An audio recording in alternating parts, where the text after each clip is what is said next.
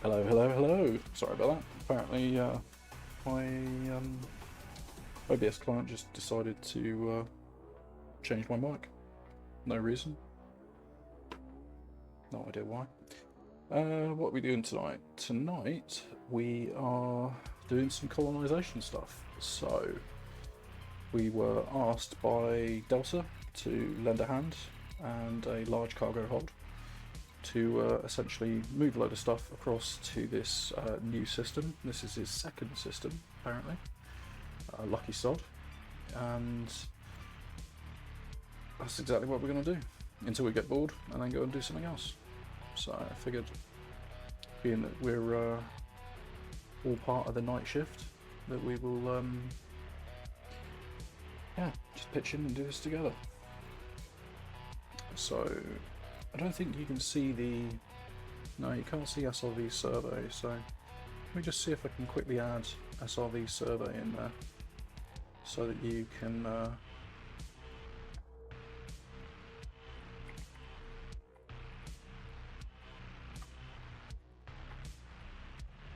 so at least you can track the building materials with me as we go.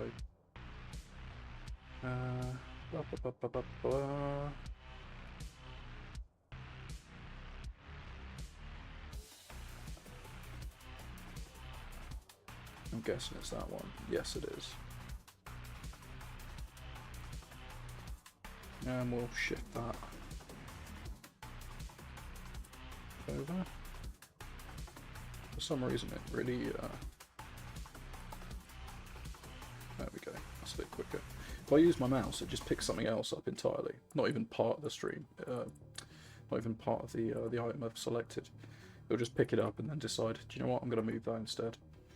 So we'll avoid that entirely and just use the cursor keys instead. There we go, cool.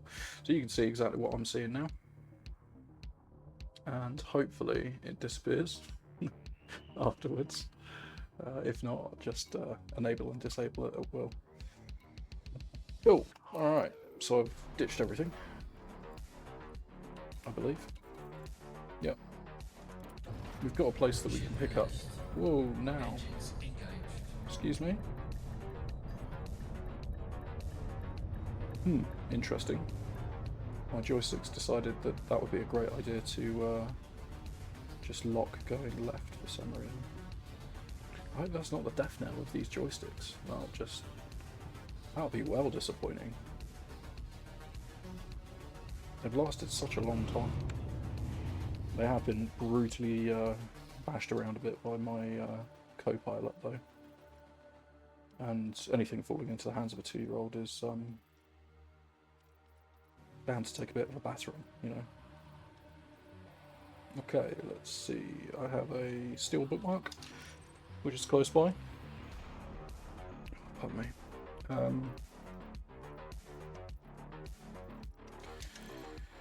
And at present,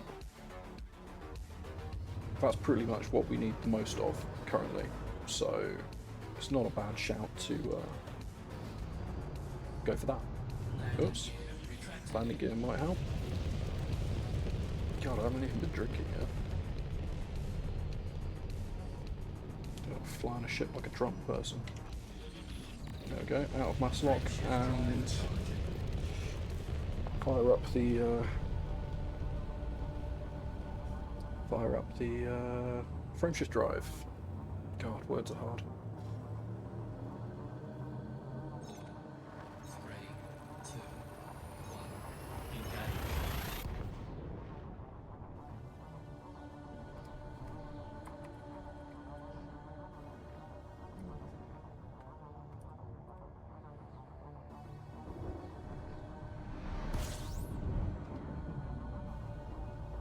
Okay.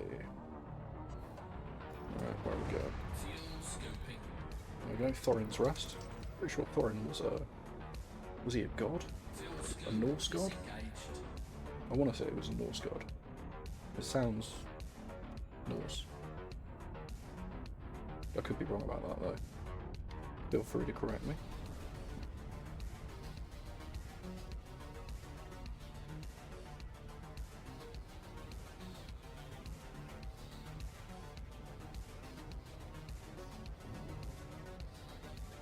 when we come to do exploration as well, I'll be sure to add the little exploration thing from exploration thing from SRV survey onto the side of the window as well, so at least you can see their prediction for how much we're going to get per exobiology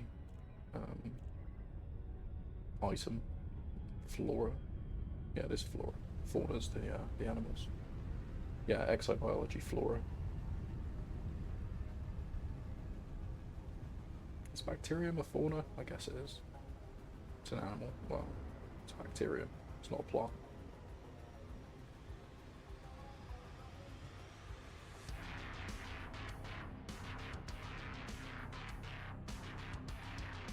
I kind of feel like I need some more trucker style music. That might be a good idea. But so far we're just we're on the old synth wave. Sorgan, Peterson, Julia, Echo, Romeo. You must submit a docking request before landing at this port. You're not my supervisor. I don't need a docking request. Actually, I do. Their guns are a lot bigger than mine. Permission authorized. Please head directly for Bay 40. Okay. First crash of the session? What do you reckon? Big ship, tiny mail slot.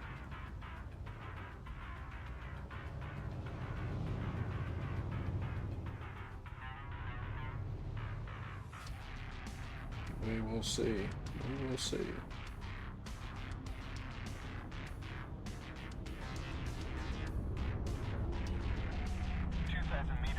Oh, damn it. Yep, that was a crash. I mean, that counts, you know. Probably remove some paint.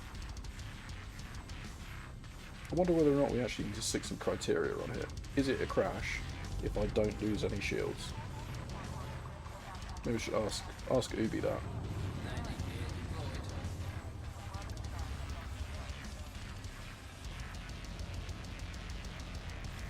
There we go. Lovely. Refuel. Let's go and get some steel, and we do the whole cycle again. Ship is on the ground. Prime crew dispatched. Greetings, Commander. Fill that bad boy up. So 4.1 mil. So basically every run that we're doing this, we're getting, I think, roughly a mil and a bit, which is not, it's not great, but I mean, it's better than a kick in the teeth, I guess.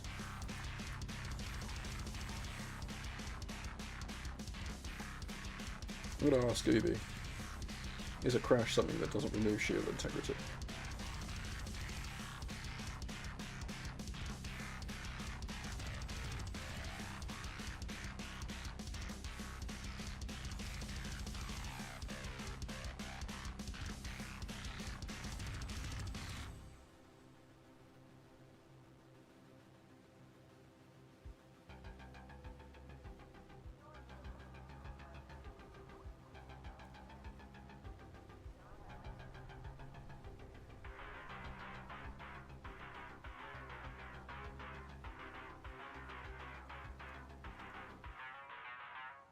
Well, I've asked.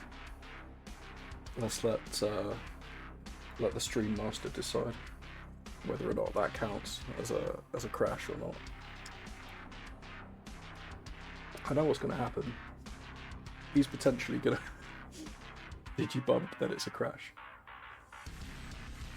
He just loves this counter so much.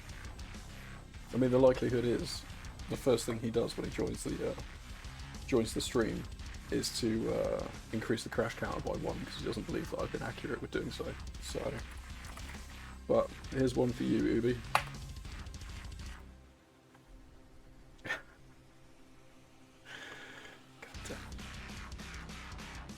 Right. Okay. So let's go back to Doctor's system. I mean, he's Delta in game, I guess. There we go.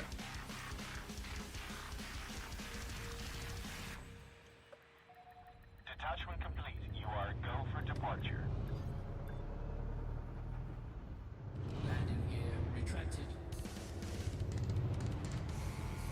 pretty much going to increase this crash counter by 1 every single time I go through this mail slot, I think. That's the back of a ship, isn't it? Yeah, I reckon that's the engines or the back of a ship. Quick! Go, before they approach! Go quickly! Maybe going quicker means that... no, that's a crash. Oh, god damn it. Maybe going quicker means that I won't less likely to crash. No, apparently that's not the case. Definitely not the case.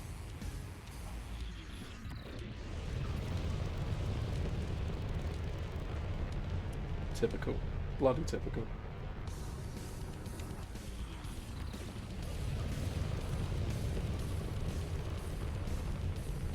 That's truly sod's law there.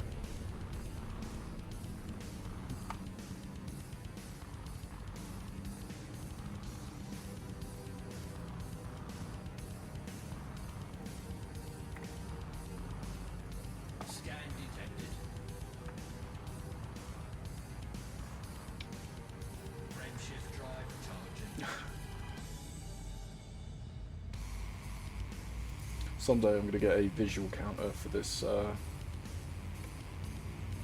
crash bit. When I get around to doing it, it's on my list of things to do, basically.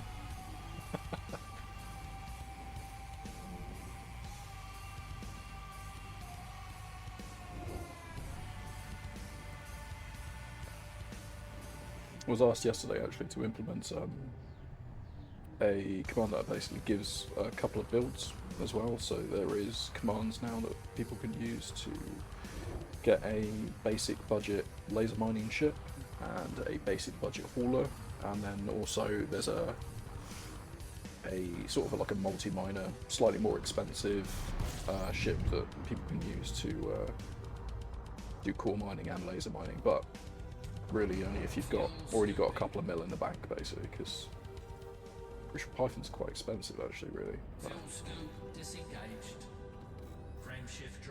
But yeah, I mean, if you've already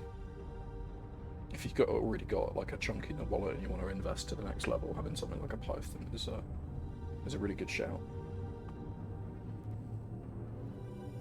So there is a build for that one as well, which people can access using exclamation mark build.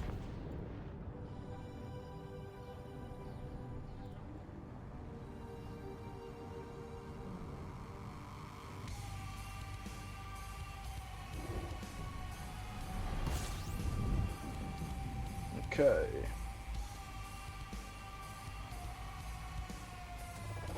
Fuel scoping. Fuel scoop disengaged.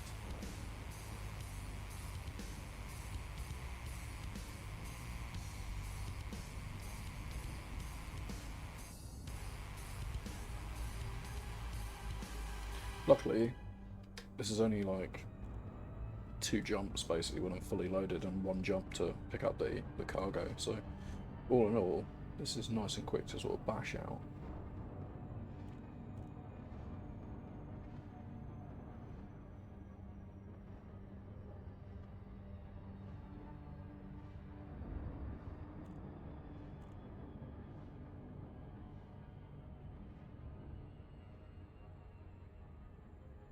Okay. I think, to be fair, the longest bit is the fact that this is a planetary construction site, so... Oh, pardon me. So the end result is that you end up having to go through the atmosphere to land on a planet every time, and that takes a little while. If you're not going to spend your entire time crashing, I guess. Which ideally I don't want to.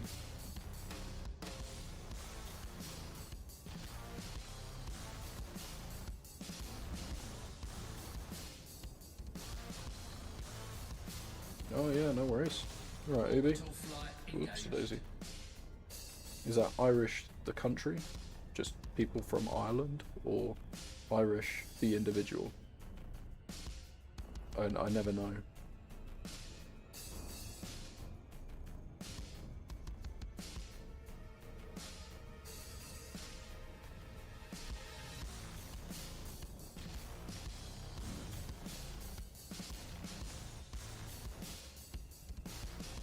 We're just doing shipping runs anyway, so it's nothing special. We'll get a couple more of these in and then maybe go find something else fun to do.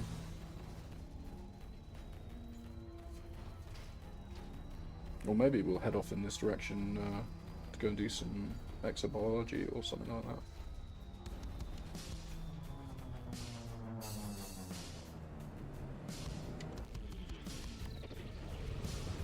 Still need to do some stuff for the community goals. I haven't talked to a couple of other players in the squadron and affiliates and associates of the squadron and stuff.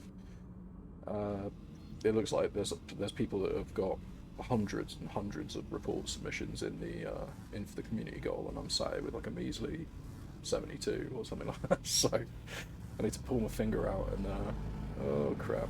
Quick, go up. Well, this is going to add to the crash counter again. So yeah, I need to do something about that and get a bit more data that's actually needed. So the metallic worlds and the rocky worlds, I think, is the two ones that I need to focus on. Right, landing pad 3.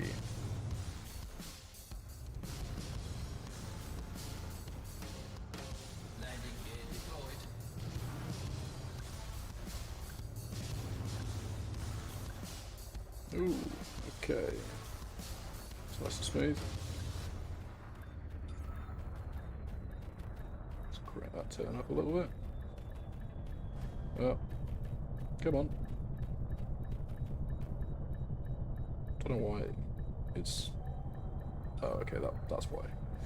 I thought I came down on the circle, but apparently I did not. There we go. Excellent. Right. That's another 1040 done. I mean, in this ship it's telling me to do everything. It's 29 trips, but yeah, so 1.1 mil profit for this, which is not exactly ideal. Sorry, I just stick the baby monitor inside to better view. Yeah, 28 trips now, which is, yeah, it's not great.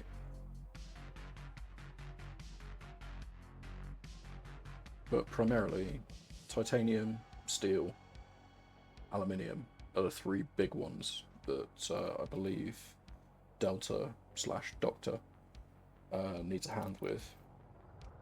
Specifically steel, just because the amount that's actually needed for this was about 10k, I think, when we started. So the more we can make a dent in that for him, the better it will be.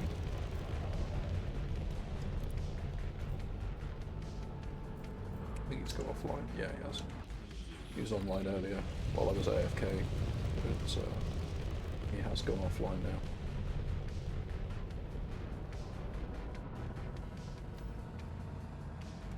Okay, so honestly I should remember where the system is off the top of my head now, but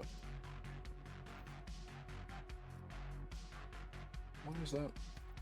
Because it's still locked in power play right now. Yeah, that's why. It's definitely quick enough to just click it rather than going into my bookmarks and doing it that way.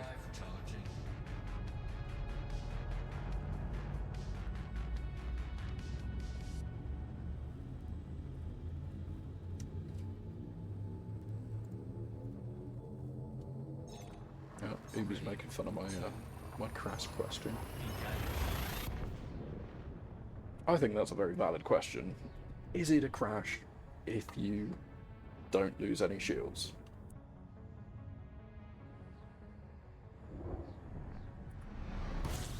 But, you know, apparently it is still a crash. So, I will defer. Fuel scooping. Fuel scoop disengaged.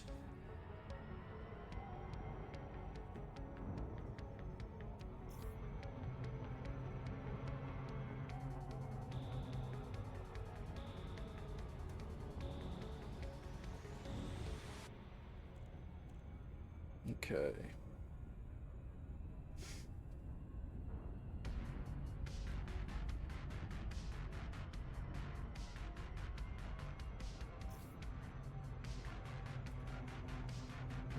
I want to sail straight past it. Of which, that's exactly what I'm going to do. Right, looper shame. Let's do the big old 180. No, 180, 360.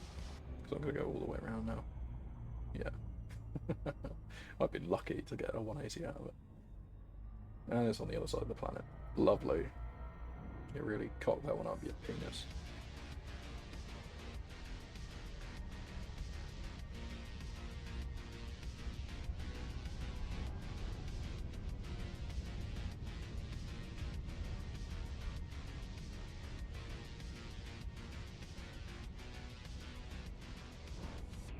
Oh, hang on a minute.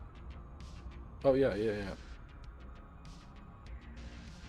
For some reason, I thought that I was meant to be landing on a planetary colony then. I was like, hang on a second, why is this settlement in orbit?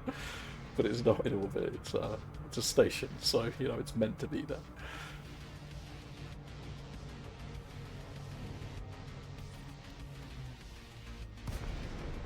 It's nice to see my Super Cruise button is playing ball again.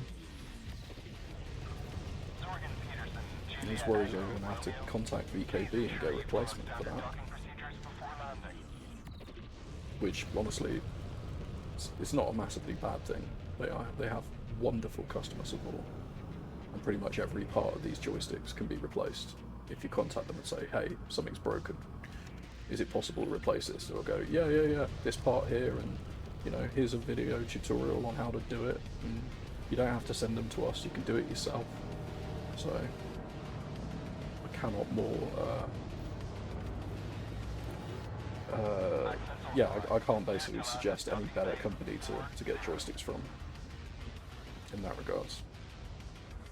They are truly fantastic.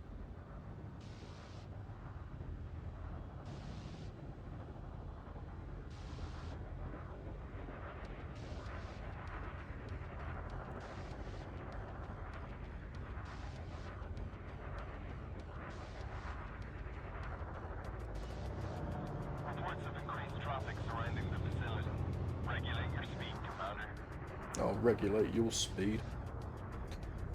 Yeah, moving on.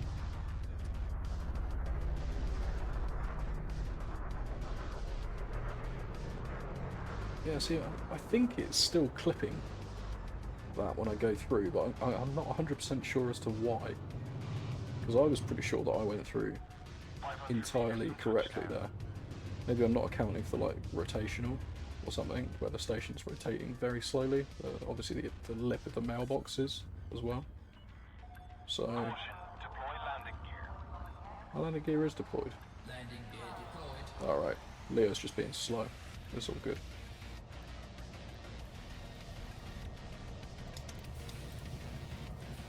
Okay, more steel. Docking successful. Engaging docking restraints. Greetings, Commander.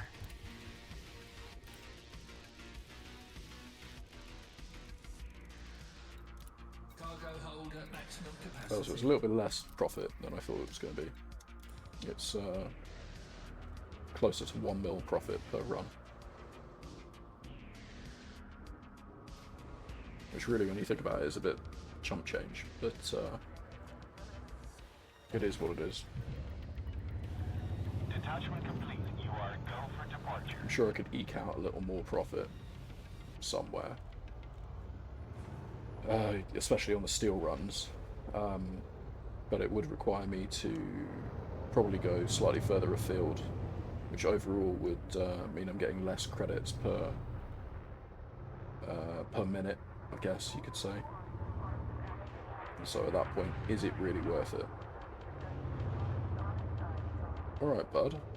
Jesus. Come on, make me go over you. Surely I've got right of way, I'm the biggest ship. Oh, bollocks. Bloody landing gear. Again. Keep doing that. Oh well, we know how that works.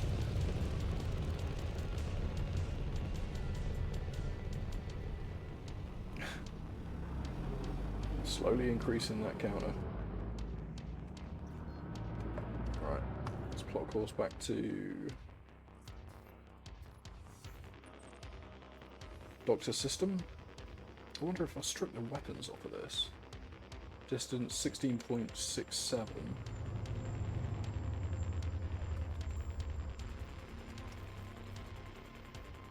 What's the jump range? 12. I think even if I stripped all the weapons off of it, it wouldn't make a difference.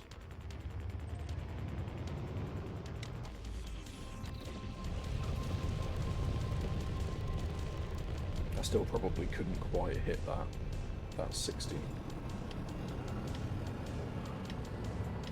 I'm gonna give it a try the next time I come back here. It's not like I need those guns either.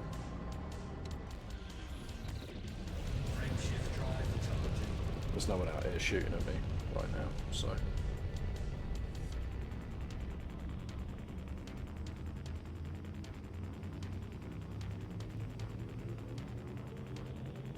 I've got to thank Wilbo22 as well. He followed me while I was offline.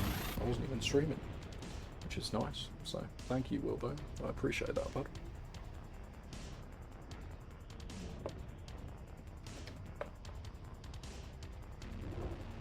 Okay.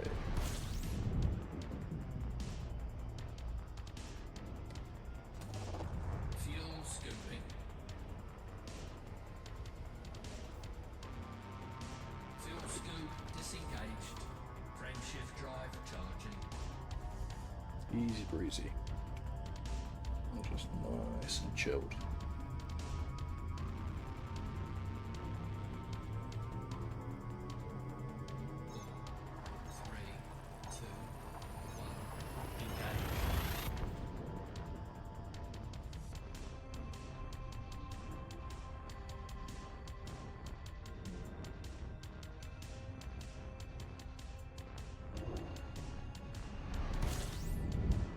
Okay,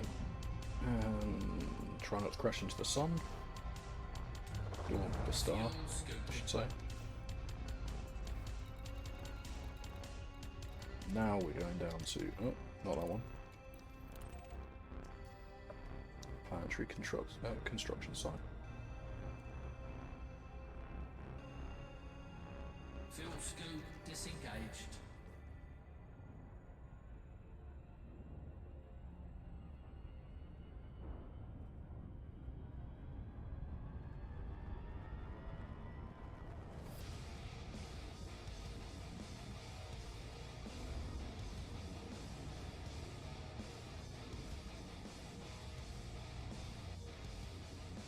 Okay, kind of feels I'm going too quickly here, but I mean the speed is dropping, so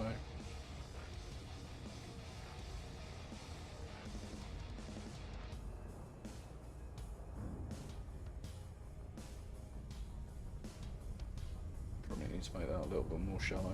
Come down at a 90-degree angle to a planet, kind of doesn't really like it, so let's try and not do that, I guess.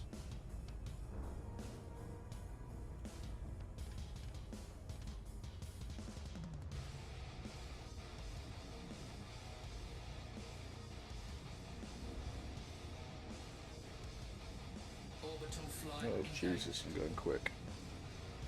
Yeah, that's real quick. That's too quick. Oh, abort! Abort! I do not like.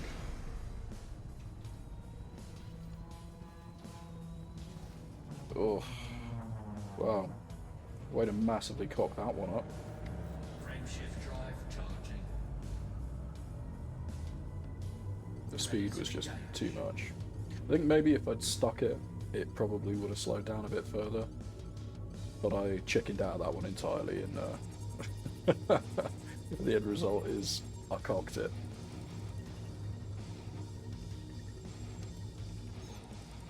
3, 2, 1. Engage. Right, let's try and do this without.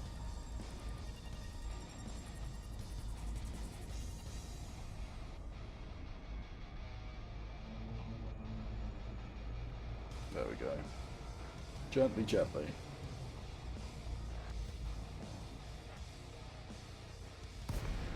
There we go, and glide engaged as well. Do you know what? I'm happy with that. I think I'm going to stop a little bit short though, that's the only problem. 14k above the surface. I might get it. Oh, alright. Saved it. Nice. I'll have that.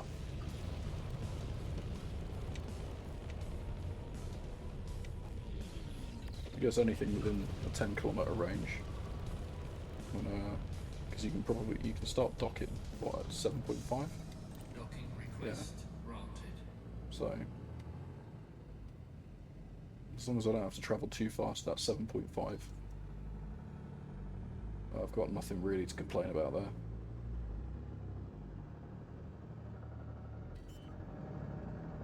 We just got to make sure the speed slows down a little bit, because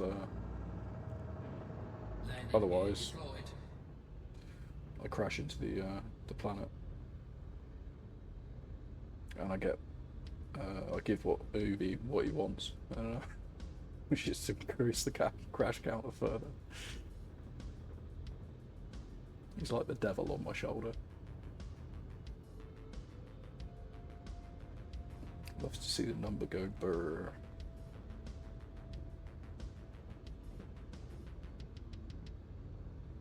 Okie dokie.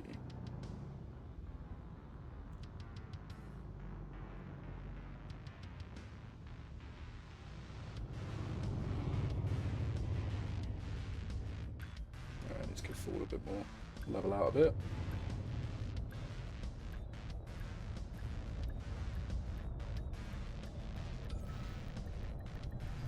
Oh, too far, too far. There we go. Engines disengaged. Right. Oh, it is about 1.1 mil. Okay, cool. 5,853, is that? Yeah, looks like it. Oh, that's weird. You guys can't see SRV survey again. I wonder why that is. Weird. Super weird. Oh, I think I know what it's doing.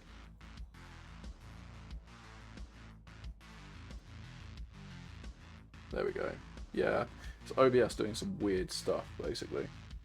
So if it can't find this window, it will go and have a look to see if there's any other windows from the same application running, and then it's just choosing like a random one that no one wants. No one wants to see the latency window or whatever the hell that one is. The journal updating window. So, not ideal. Let's just have a quick little check to make sure that it is actually updating on... Yes, it is. It's actually updating on Raven Colonial again. So, sweet. That fixes that problem. I'll tell you what, the amount of hassle that I've had with getting projects to populate on Raven Colonial nowadays is... Initially, it was a right pain in the arse, but now it seems to be working, and I think I've got a process to get it to work, so... It's probably just me using the software incorrectly, as per usual. That would generally be the thing for it, I'm guessing.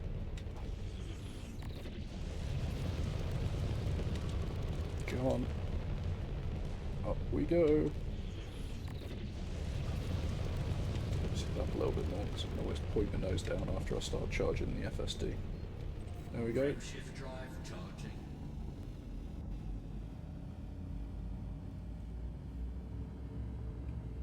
Good stuff.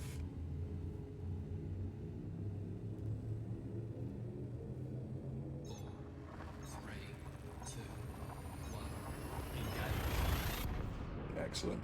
There we go. Right. Couple more runs of this, I guess.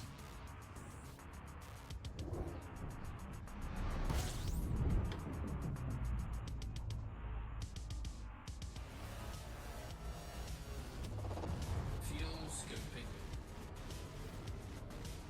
To be fair, I might also just leave my Panther here because I got a feeling that he's probably going to throw up some other stuff in this system and may need a hand moving some stuff around. So actually, yeah, I can still sell it and just keep it in the pocket though. To be fair, there's nothing stopping me doing that.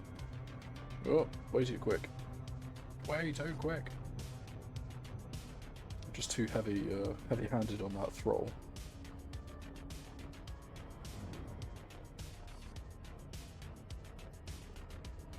I wish the encoder on this, the little dial on this joystick, actually had a push button in for it as well, because that would be a really nice feature to be able to. I've got basically. In Super Cruise, there's a little dial on the base of the Gladiator, which I use for like controlling the throttle in Super Cruise, because you don't want to be holding the stick down the entire time, and sometimes you're in Super Cruise gliding around for, you know, minutes at a time. So having to hold the accelerator down basically in order to do that is a bit of a pain in the arse. So I've got the encoder and that rolls up and down to do that while I'm in Super Cruise, but having a push button on it would give me the ability to basically say set to that little blue region there, which would actually be really nice. Set to like 75% or whatever it's called. I suppose I could put this on a button technically, but and then yeah, back in normal space, the joystick controls my speed. Whoops. Got to request docking. Permission authorized. Proceed to bay. Go on, lead that speed off. You're going too quick. I gotta get that nose up as well. Which way are you going? Which way is the rotation? Can't tell. This way, I'm guessing. Caution. Unsafe maneuvers will not be tolerated. Who's being unsafe?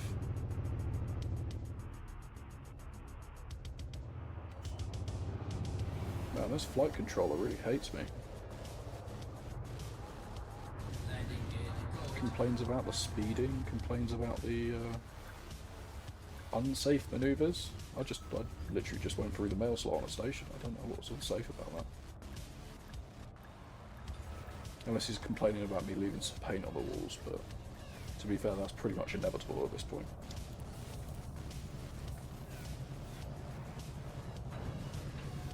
Docking complete. Ground crew dispatched. Station services are at your disposal.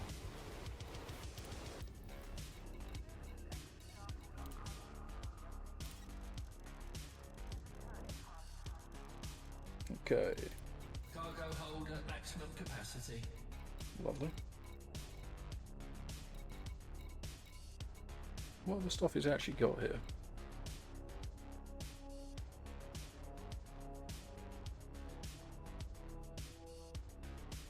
I love the fact that he keeps saying 2 total projects ongoing, but really I don't want to track that other one. I want to track the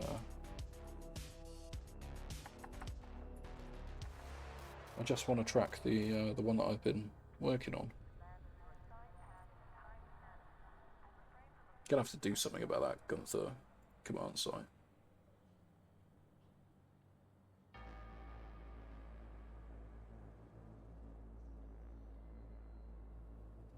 Yeah, 70 combat stabilizers. Isn't that done? Didn't I do that?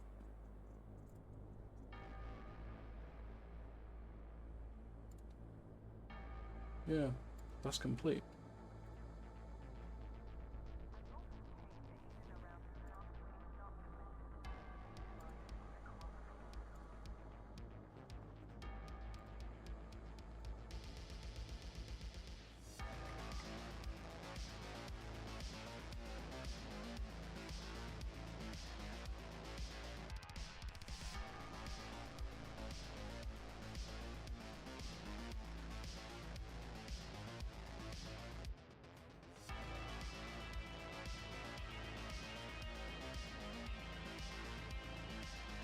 Alright, now when I go back in here...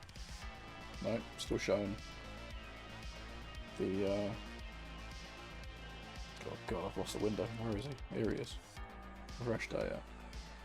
There we go. That's better. Only shows the one I'm actually building right now, which is, that's good. And it's got a decent chunk of other stuff here as well, so I could also knock out stuff like structural regulators. It's got non-lethal weapons. Yeah, it has. It's got non-lethal weapons as well. Cool. So yeah, there's a load of like little bits and bobs on here that I can knock out pretty quick, which would be nice. Very nice, very nice. Right, anyway, I've got the steel now, so let's bugger off.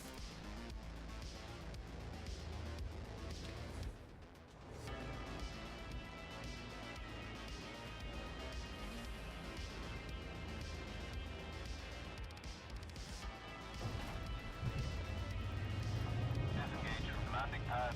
Moderate speed on exit.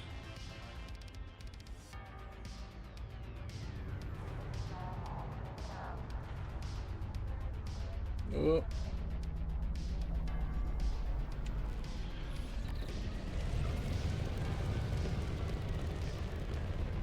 I mean, that was pretty painless.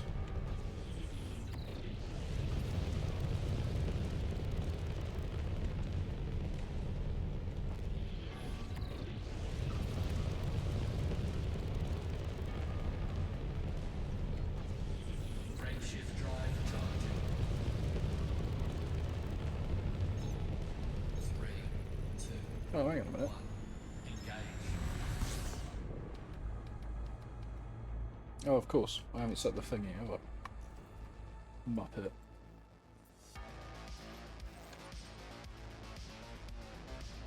Frame shift drive charging. That's to be expected. I was going to be leading me in circles because I've still got the still have the station selected. 3, 2,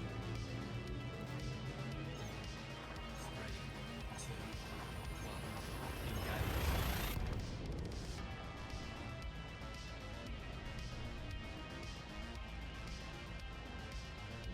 Let's see if I can take some ground missions actually, because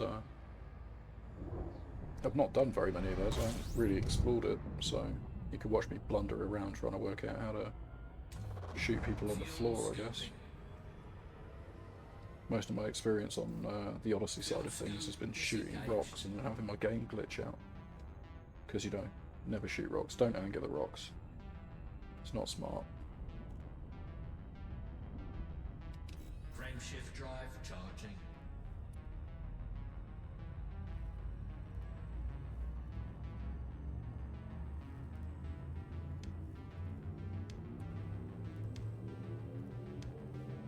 Four, 3, 2, Okay. 1. Engage.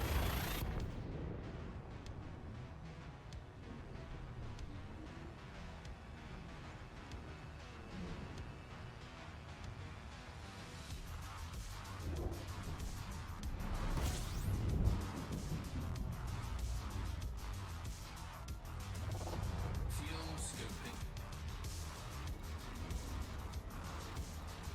Fuel scoop disengaged.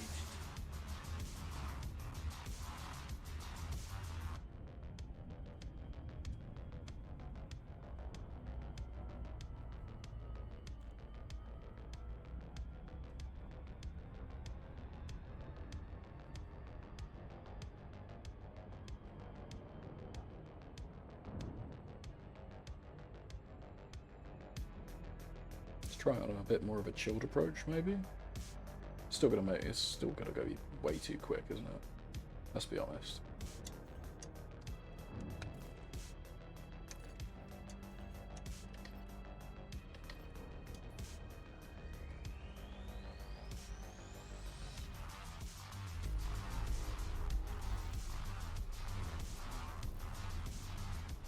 God, I love the guy that does the music that I play on this stream. He's bashes out loads and loads of like royalty-free synthwave and dark synth and industrial metal stuff, and yeah, it's all just fantastic as well. So it's well worth checking out. The guy's got a YouTube channel. It's called White Bat Audio. It's just spectacular. Genuinely, really, really good. Orbital flight engaged. Ooh.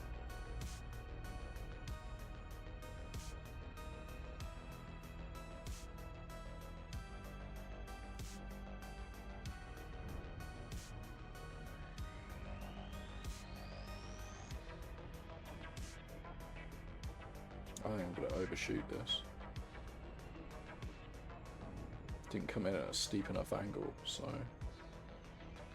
it's not ideal. Yeah.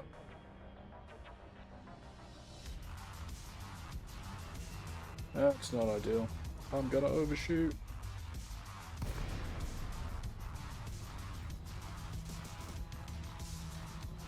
Right. Full pips into shield.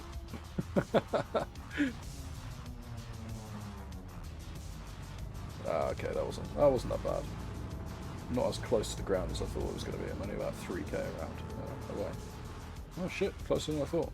All right, cool. Maybe that is the way to do it. Maybe that is like peak performance right there. For me, it just felt like brown trouser moment, to be honest.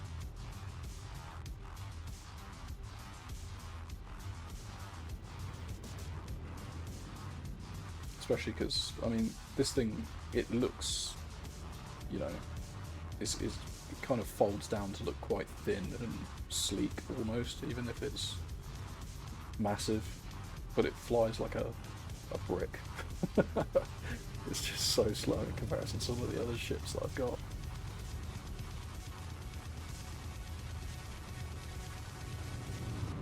Landing gear deployed.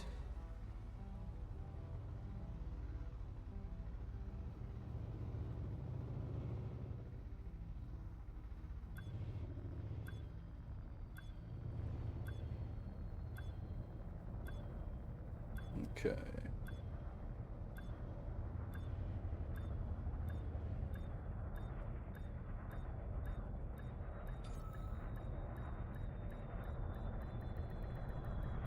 Docking successful.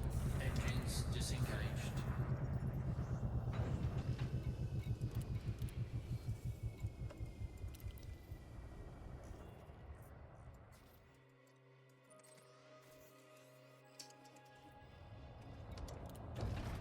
Ship released.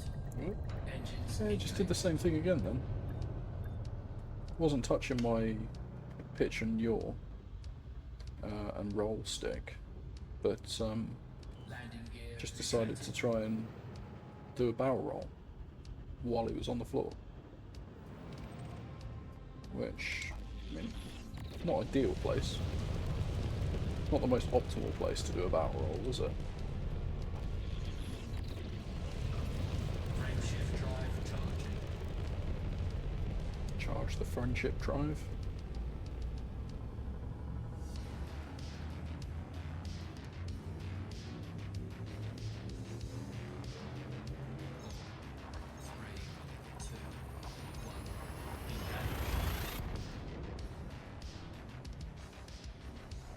Okay.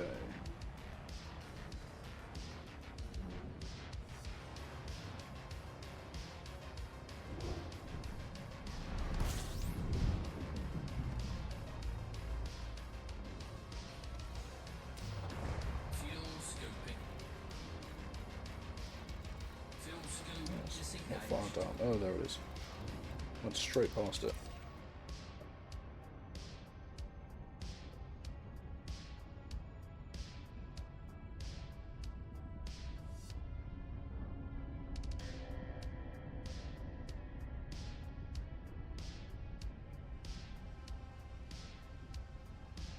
Let's just try and grab some other stuff at the same time now, rather than just steal, because I don't know. It feels like you made more of an impression when you got more lines ticked off the construction sheet, rather than just doing one. Even though one would equate to 10k's worth of steel, which is a fair amount, being that this ship only holds 1,000 each time. So that would have been 10 jumps, basically. But, yeah, if I can do a couple more, knock a couple more things out off of the old construction list as well, that would be good.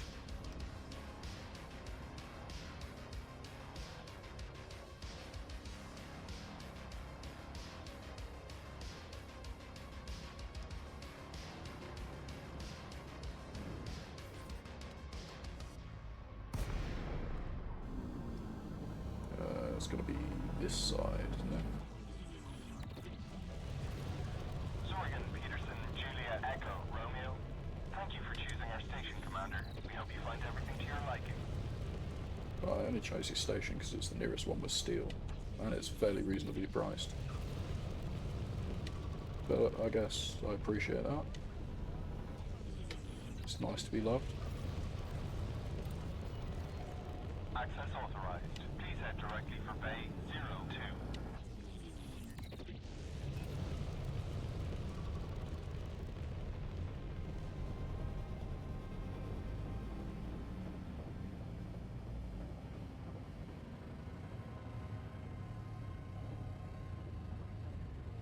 Scan detected. Oh, okay, alright. Bloody hell. Scan This thing detected. takes so long to slow down. You haven't bled off the speed correctly, then it, you just basically have to wait to build up reverse again. Reverse momentum. Pull back. Match rotational. Alright, there we go. That's bay number 2.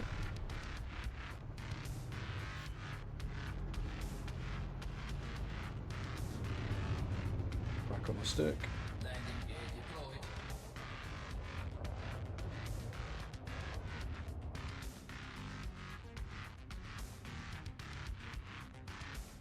And readjust it, seems to be forward a bit more. There we go.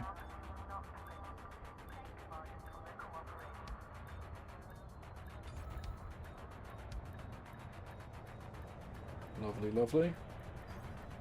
No, right at the end. Just went, nah mate, sorry. Can't do that. Come on.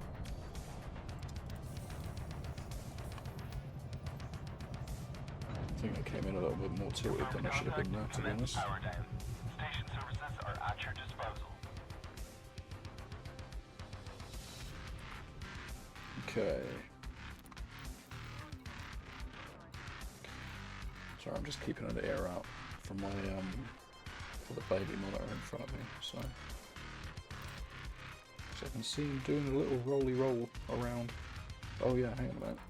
We were meant to be seeing what other things I could easily clear off the list as well at the same time. So non-lethal weapons 35. I mean, these are cheap, so for this station anyway, these are cheap. Semiconductors 99. Oh. It's bloody baby monitor, man.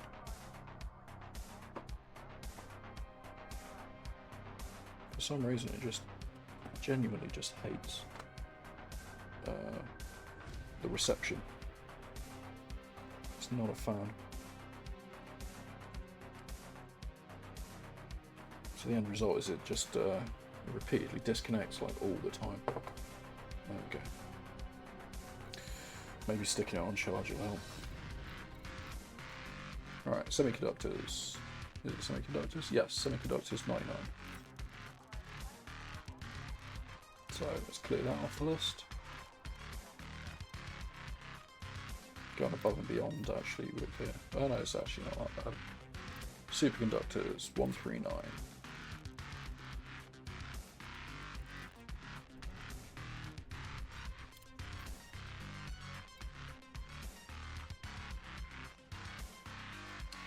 Copper. Not here. Is it? Oh, it is here. Yeah. I was going to say, usually it doesn't appear on this list if it's not there, but apparently I just can't read, which tracks. 404 copper. That's that down. Evacuation shelters. Cool. 203 that I need for that. And then we can stick the, just pick up a couple of pieces of steel to fill the gaps in the cargo hold. Oh, hang on a minute. Oh, do they only have 205 there?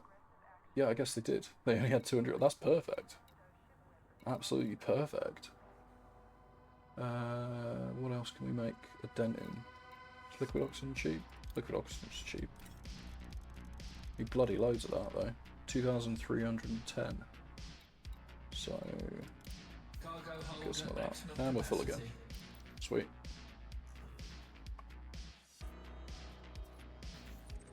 Tell you what, let me see if I can. If I strip the weapons and stuff off of this, can I cut it down so I can only do so I can get one jump out of it? If we remove everything that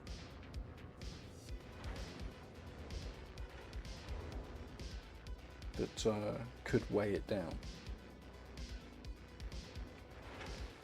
just rip all the seats out rather than the pilot's share.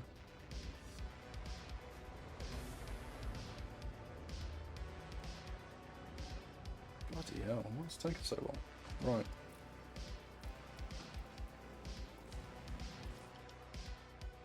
Yeah, sell that. So what we were aiming to do is bring it up to 16 light years. But I think even stripping all of this out is probably not gonna manage it.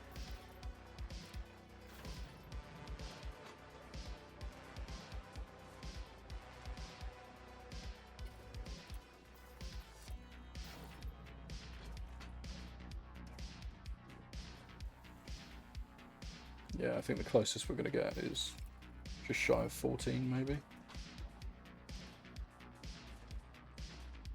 Or just over 13.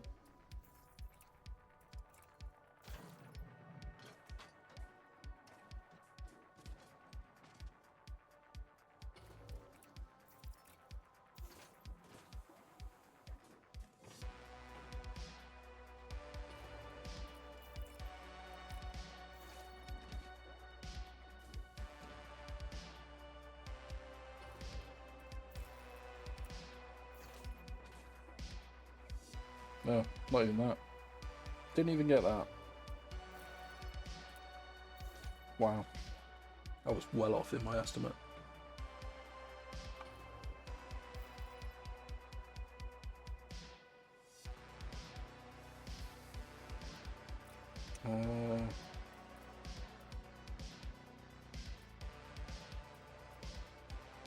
Keep the electronic countermeasures. Strip the point defense off.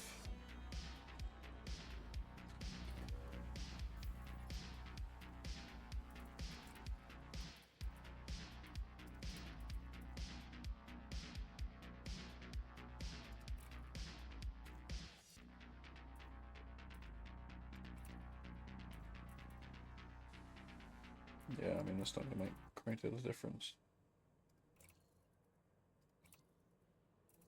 And short of...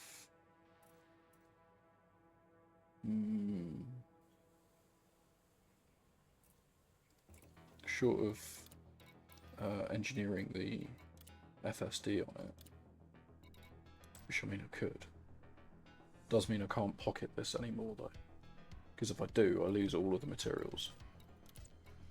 And also I can't get it past level 3 anyway,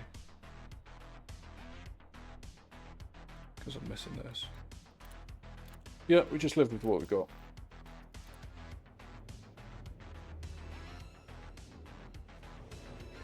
It's not a particularly bad setup. I mean, doing 2 jumps is not a bad thing.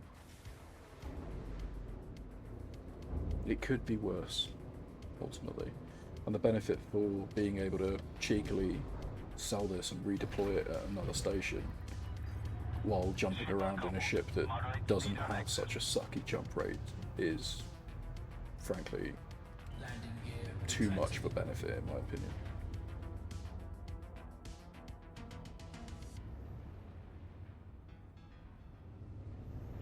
It'll become a bit of more of a moot point when I get a carrier, I think, because at that point in time you load everything into the carrier and you just jump your carrier somewhere, and carriers are what, like 500 light years jump range, so ultimately when it boils down to it, that yeah, you load all your crappy jump range ships into your carrier and just go from there.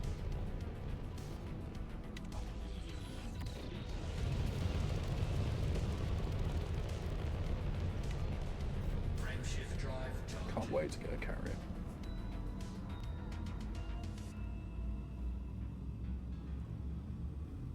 I just need to grind some more of that, well, grind some more stuff basically. 3, 2, Or finally sit down and do the Billionaires Boulevard exobiology guide, and basically make my way out to one of the stars and just go through the xenobiology stuff.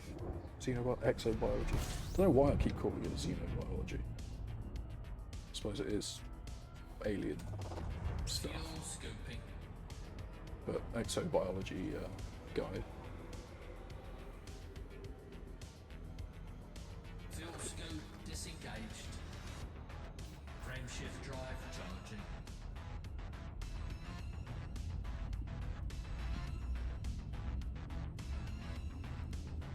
It's definitely something to consider for sure. 3, 2, 1. Engage.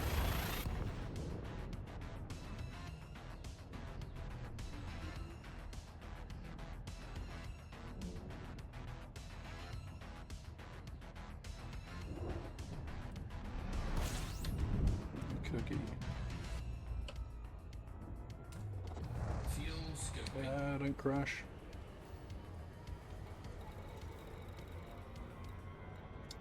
Fuel scoop disengaged.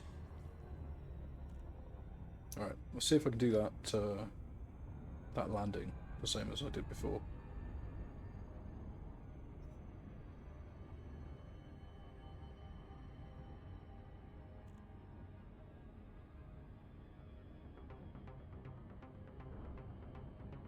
Come at it a little bit more of an angle this time so that I don't get so much of the red up here.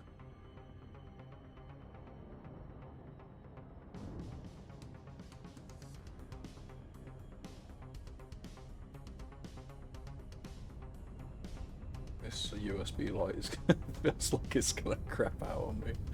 It keeps strobing periodically, and it's gonna be either the light that's gonna go, or it's my USB hub that's going, which yeah.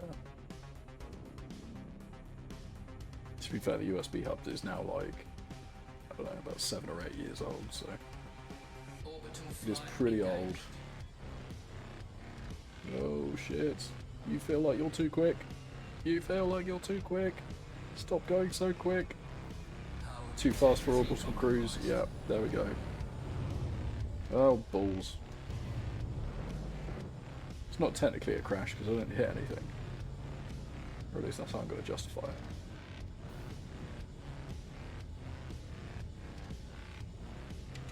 Bloody hell.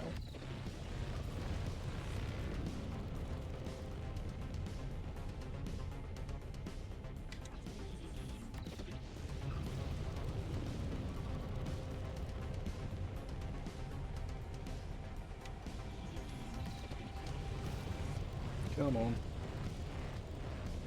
Poor FSD. You took a battering, didn't you? Frame shift drive charging.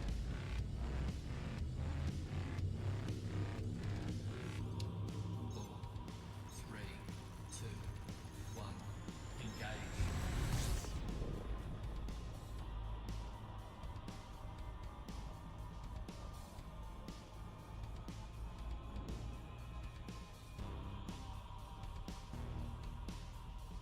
I wonder if it's going to show me the red. Oh, yes it is.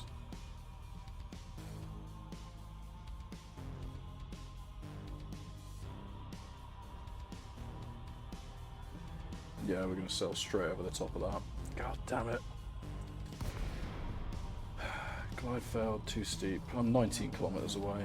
We'll just, we'll do the walk of shame to the base. Or will we?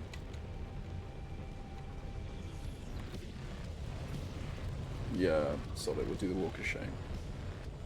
This is my penance for truly cocking up that planetary approach.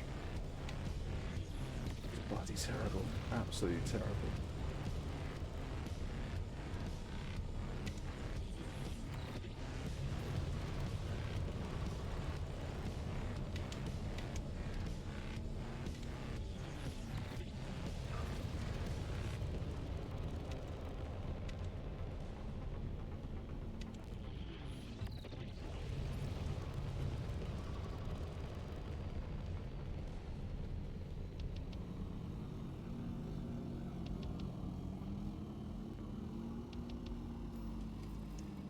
Docking request granted.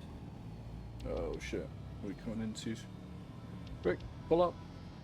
Ah. Boost up, boost up. Oh crap. That was close.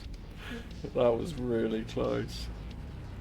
Come down at an angle like that, like a 90-degree angle, and you don't have the speed of which to stop the momentum. Heat sink deployed. Oops. I'm just popping heat sinks out now for some reason.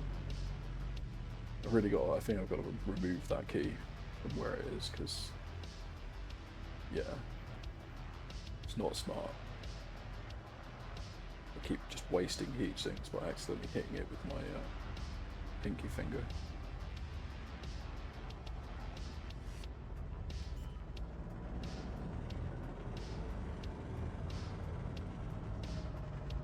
Landing gear deployed.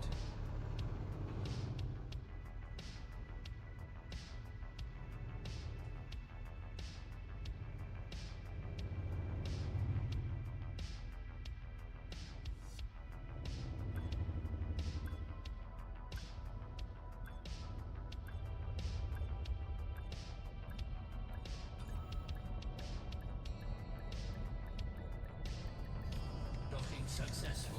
There we go. Engines disengaged. Just ignore that repair bill. Jesus. Yeah, not a great amount of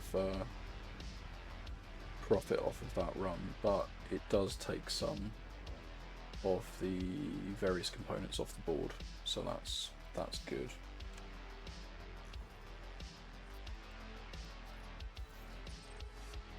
Alright, done. Do another steel run.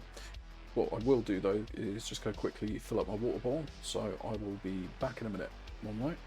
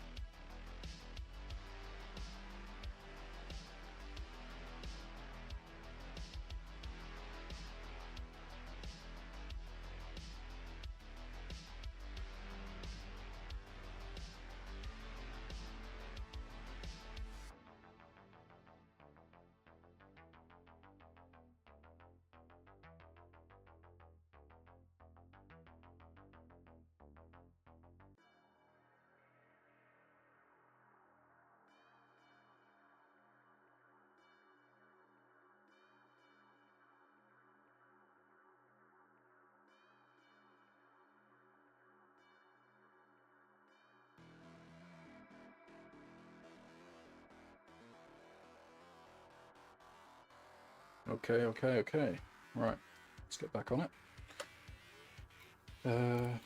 We've transferred everything, and let's go back. You're still doing it again. Engines engaged. Why are you doing that? Why do you insist on listing so badly when I undock? You've only just started doing that as well. Landing gear retracted. It seems so weird.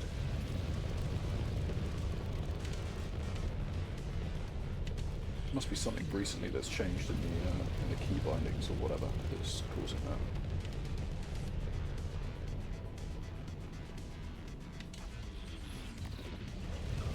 Frame shift drive charging.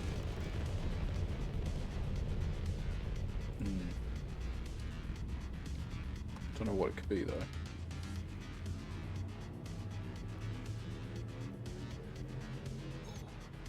3, 2, 1. Engage.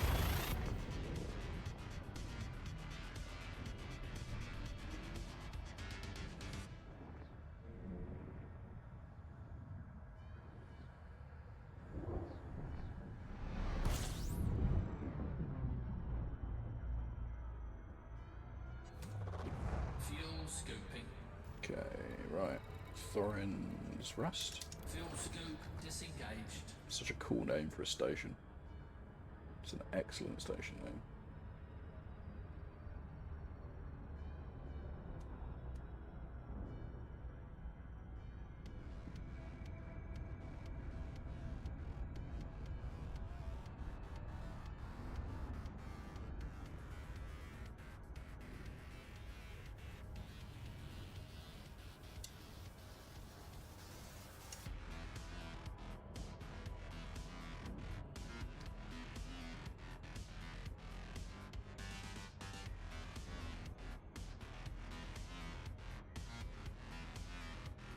Ooh. Some particularly nice synth stabs in this track.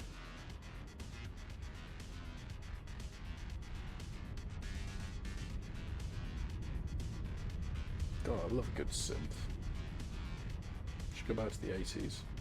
Like every single music track had like lots and lots of 80s synth in it. Was it DX7?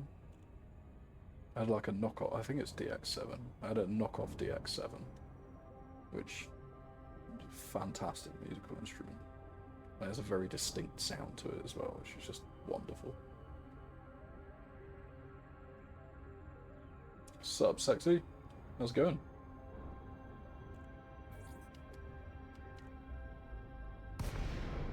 I was just talking to myself about DX7s. The I think it's DX7. The Yamaha DX7 synth that had like a distinct sound that really shaped like a whole era of music. I'm pretty sure it was the DX7. Yeah, Yamaha DX7. 1983 it was released, so it's shaped the 80s and the 90s, I guess. A certain musical instrument, certain musical genres. Access granted. Proceed to bay. I had a knockoff DX7. In fact, I found another one a couple of years ago in a cash converters. A knockoff DX7 that was. Made by...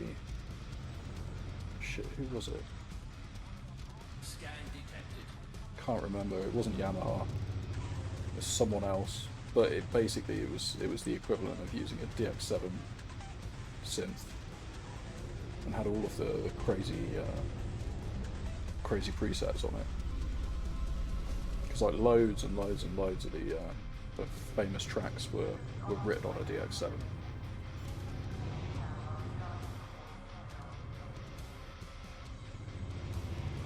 Landing gear deployed.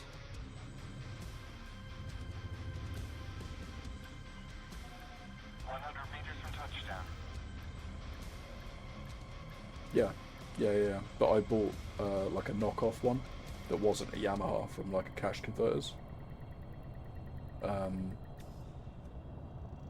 I can't remember who made it, basically.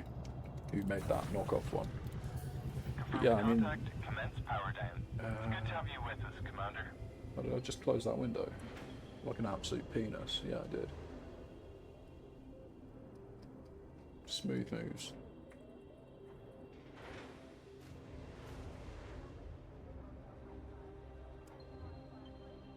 Brian Eno had it, which obviously means that loads and loads of his tracks would have had it in. Phil Collins, Billy Ocean, Celine Dion songs, George Michael, Tina Turner, Prince. I mean, oh yeah, and the theme tune for Twin Peaks as well. All of that had DX7 in it. It had such a unique sound on it. I can't remember. There was one synth that my housemate had. No, the knockoff I had wasn't a Korg. If there was a Korg in a cash converters, it would have been priced for like $2 grand or something crazy like that, because cash converters are rip-offs. But no, the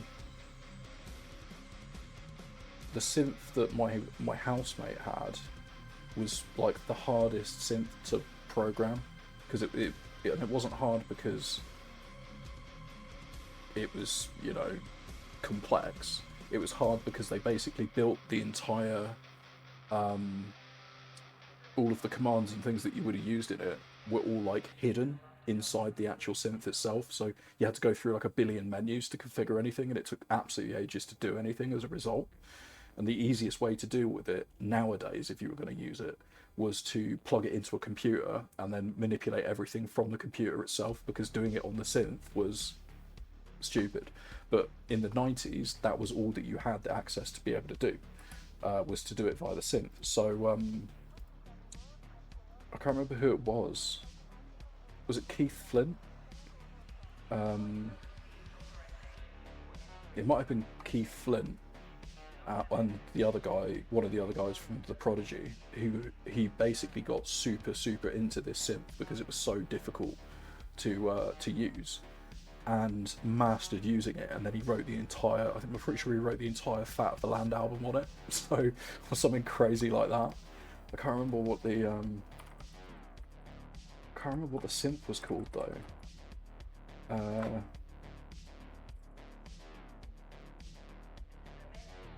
It wasn't the Korg Trinity.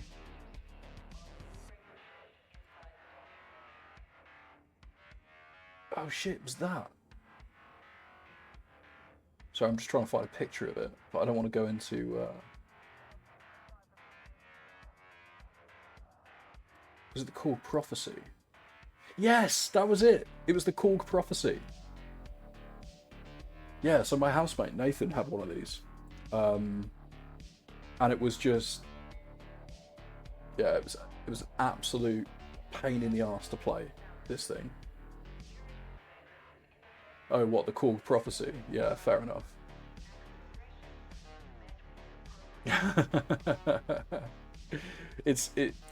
Yeah.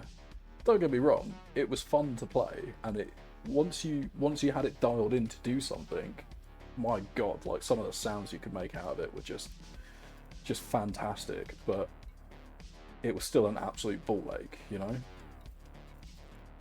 Alright, I haven't put anything in my cargo hold, don't lift off yet. Yeah, so it's just one of those things. I was into modular synthesis for a very, very long time, in fact.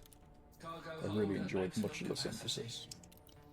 But also, if you ever wanted to own an actual modular synth, you're looking at remortgaging your house. You still have your Nord rack too. Oh, that's cool. That's very cool. The closest I got to like hardware synths was my phase of basically rigging up. Still have all your gear. Oh, that's cool. Most of my musical hardware was from when You gonna get out of my way? What a dick, just hogging up the mail slot. Most of my hardware actually was from my phase of like toy synths, basically. So I got super into anything that had an aux out and also could be piped MIDI signal for timing and stuff. So like Volker, technically Volkers didn't have a MIDI in to a certain extent, but you could, well, some of them anyway. And the timing was done by essentially like a really weird click track. But I had a load of Volkers, I had a Novation circuit, which was really fun to play. Loads and loads of guitar pedals that I used to put all of my effects through, and then I'd record everything into a Tascam or a tape recorder, depending on what I wanted. And then with the tape recorder, I could then slow the speed down with a physical dial to like make weird warbling sounds or bass lines that leaked out and all that kind of shit. It was really good fun. But I can't get away with doing any of that stuff nowadays because it requires you to have a table the size of like a wall and to leave your gear out, because otherwise it takes you like 40 minutes to an hour just to set everything up and plug it in. And then by that point you don't want to make any music anymore because you spent the last 40 minutes to an hour playing with cables. And the inspiration is gone. Frame shift drive charging.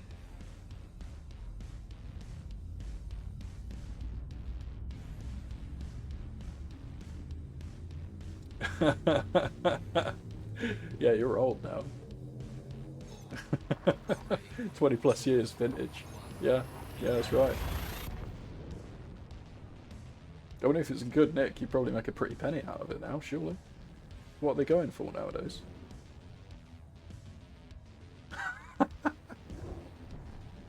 Sweet. Yeah, some of that will also be the fact that people built them into their workflows that long ago. They've lasted for absolutely ages, and they're solid pieces of kit. So, because they're not made anymore, or at least that version, I guess, isn't made anymore. I'm sure they probably made newer Nord racks. People want the one that they has just died, or they want the one that one for a replacement, or those bands that take ancient gear on tour with them and then need like backup versions of it. So that all of that pushes the price up as well. Oh shit, I'm gonna make the exact same mistake that I did earlier, where I went into this with too much speed and then had to do the limp of shame for like 20 kilometers to get to the where I needed to go, which is not great.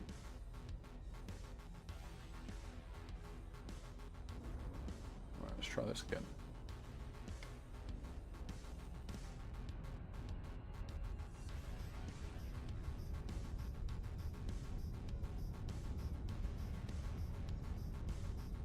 Oh, do they not?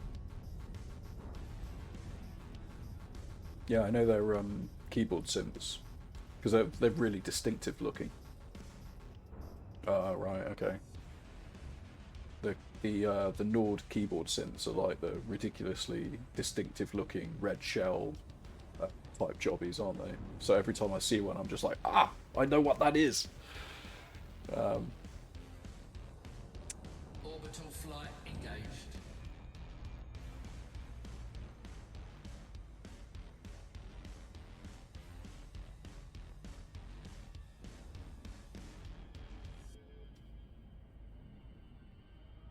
Something I always wanted, actually, was one of the, what they call the, I can never pronounce them correct, because it's either Moog or Moog. I think it's Moog. The Fatties, the desktop bass synth that they do, the classic quintessential bass synth. Because I've only ever played with one of those in my life. And it wasn't original, it was one of the reproduction ones.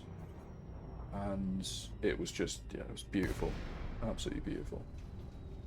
But again, I wouldn't have anything, I wouldn't be able to use it for anything because I don't make music anymore.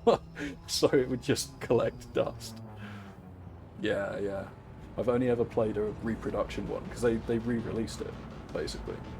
There's the ones that were from the original, you know, the original builds, and then through popular demand they made like another run of it, like a modern version of it.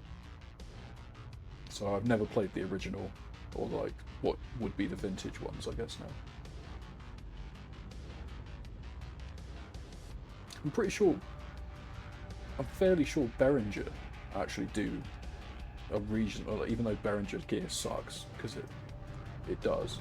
It's also cheap, so for that you can't really complain. But I'm pretty sure they do a fairly decent reproduction of it. I know they do a lot of reproductions of like Roland gear, classic Roland gear.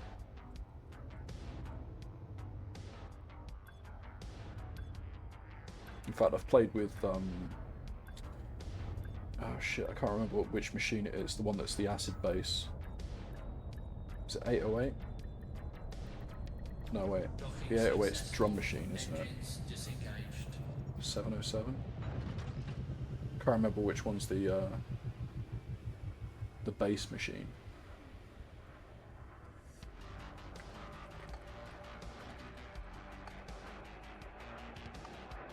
.303. It's the 303. What the hell's the 707? Where the hell did I get that from? Is that even a thing? Oh yeah, it is. 707's the Roland Groove Box. Oh, and I've played with one of those as well. Right, Sean's got one of those.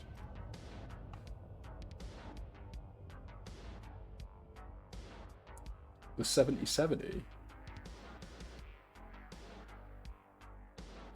Ooh, that's cool. Yeah, 707. Oh, right, okay, yeah. Yeah, the 707. Behringer did actually a pretty good, cheap reproduction of the 707. That's, I mean, if you can't afford an actual 707, then it fills the gap, basically. Yeah, I never got into the Roland Groove boxes because I never liked their workflow. It just wasn't really my jam. But I wouldn't have minded an Electribe. Like, that would have been cool. There was another one as well that I actually really wanted to get my hands on, but it involves like dropping anywhere between £1,000 to £2,000 down on a bit of kit, I'm pretty sure at the time. Somewhere like that. Which was the Electron something or other. Shit, what was it called? God damn, I can't remember what it was called.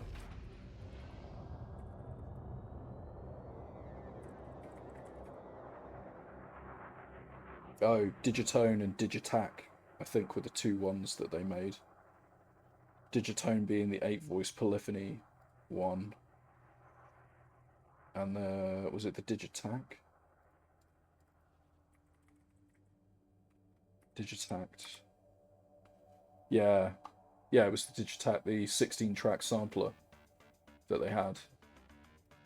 I always wanted one of those, but I was too terrified to, back when I had, you know, disposable income and no obligations. I was too terrified to just go ahead and drop a crap load of money on this bit of hardware without ever having actually used it before.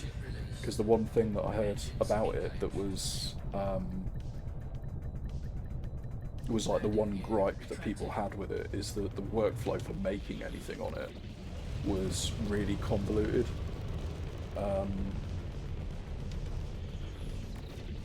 So yeah,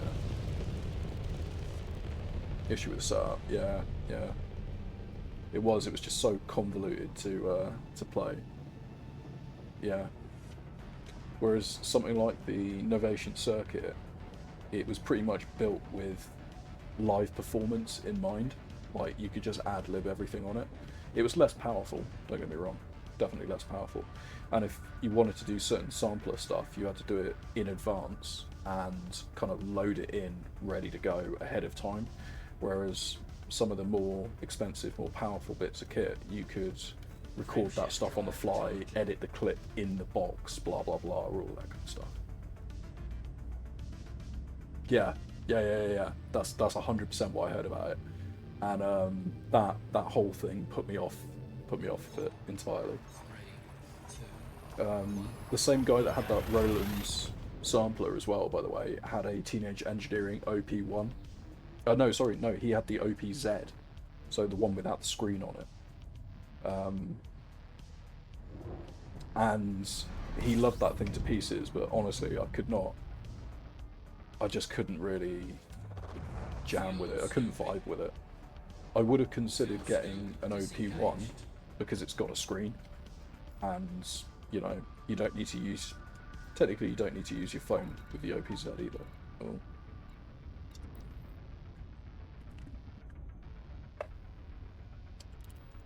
Technically, you don't need to use the phone with the OPZ if you know what you're doing. So let me slow down. But for me personally, like being able to actually see which values you're editing, all of your attack sustain, blah blah blah, and not having to remember the button position for everything. The OP1 having the screen meant that you could just look at the screen and do everything you needed to do. SSL Oracle. I don't think I've ever seen that before. Let me Google that. 105,000. Wow. Let's have a look at that.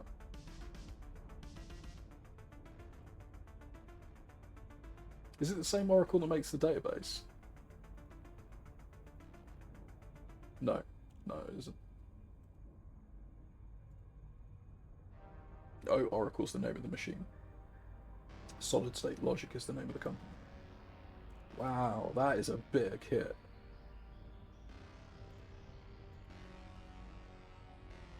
Do you ever do any mixing and mastering anymore to justify having that absolute monstrosity in your hands? You just pose in front of it and take photos for the cool factor. Or you keep hold of it and it becomes an investment for a future house deposit or something like that, you know? Because I'm pretty sure those things will keep their value, right?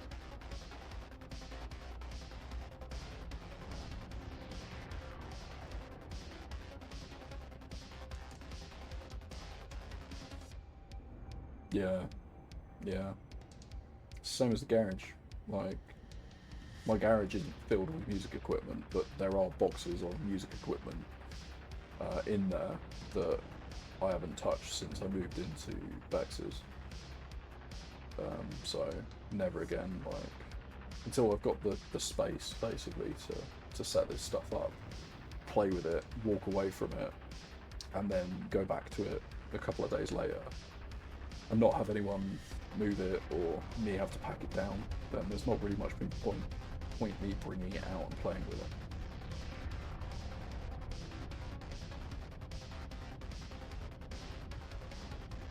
Tell you what though, one thing I definitely did do, yeah, studio room. But to be honest with you, if I had the space for a studio room, it would end up being a gaming room anyway, to be honest.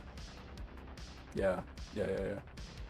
Just the small tabletop setup I had for making music for the for like under the name Wasteface, all of the Volca stuff that I made. If I wanted to pack that down and set it back up again, it was like 40 minutes to get everything hooked up, working, routed correctly, test the recording to make sure it was working, you know, all of that stuff to get ready to record a track.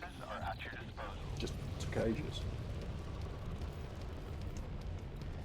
But I did recently bring out my Korg Monotribe from the garage. I went and picked up my Monotribe, and the co-pilot is using that now. So periodically when he gets bored of, you know, watching TV or running around drawing on the walls or whatever it is he does, running, learning to jump, that kind of thing. We'll sit down on the sofa with the Korg mono tribe, and he'll play with that because it makes insanely cool, weird ass sounds. And he loves it. He absolutely loves it. The same as the Volca synth. I can't remember what that one's called. That's another DX7 knockoff.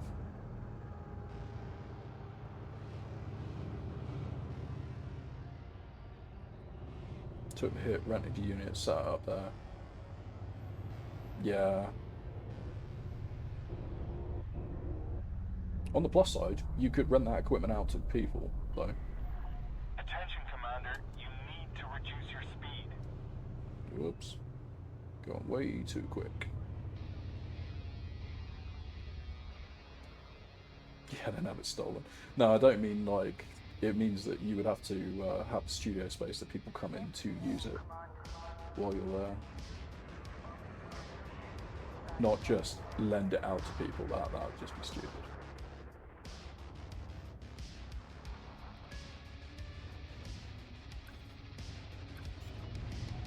Caution. Deploy landing gear.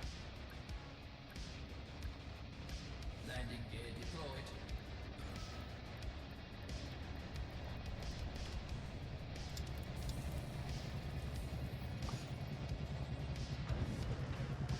Ship is on the ground. Perform landing checklist. Greetings, Commander. Okay.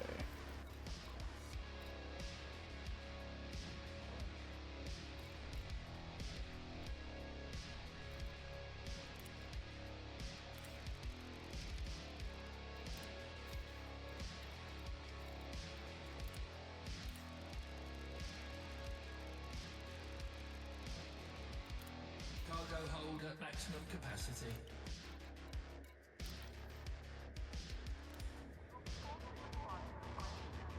But yeah, I do definitely mess. I'm not entirely sure you could call it making music, to be fair. Making noise. Mate, I do miss making noise. Landing restraints lifted. You are go for departure. You know, because that was our weekends while we were at Perry Street. Was that there'd be a load of us. We'd all just mess around on the music setup after coming back from the pub or something, and that was really nice.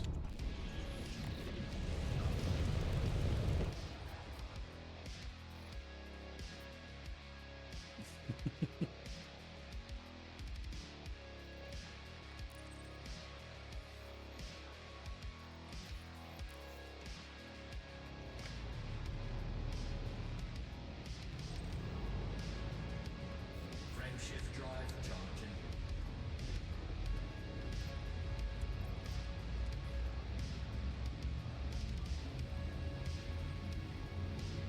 I've got electronic baroque mixed with acid jazz. I'm pretty sure you were the one that pioneered the genre-defining or genre-bending classic acid jazz.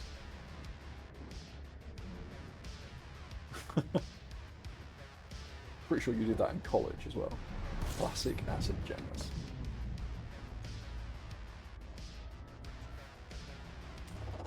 Fuel scooping. Fuel scoop disengaged. Frame shift drive charging.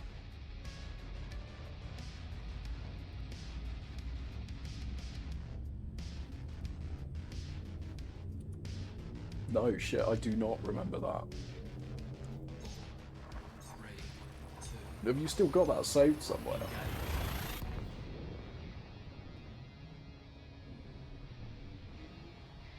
Like, everything before my 20s is a bit of a blur. My 20s were definitely a blur, and now I'm kind of just catching up. And I'll occasionally get snippets, like a fever dream, of bits of my 20s again. fuel scooping. Fuel scoop disengaged. You could remake it. Well, fair play.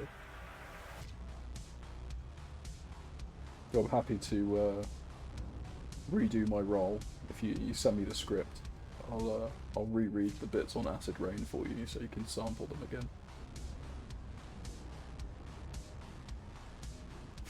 Do my best BBC reporting presenter voice.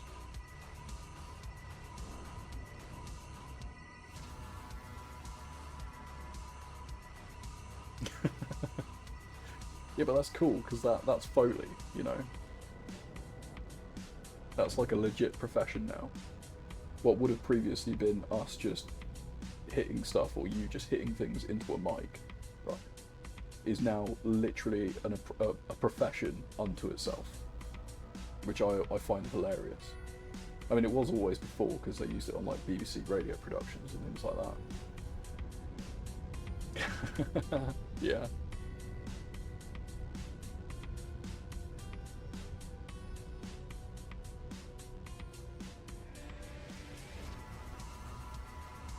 Oh, that stuff was fun.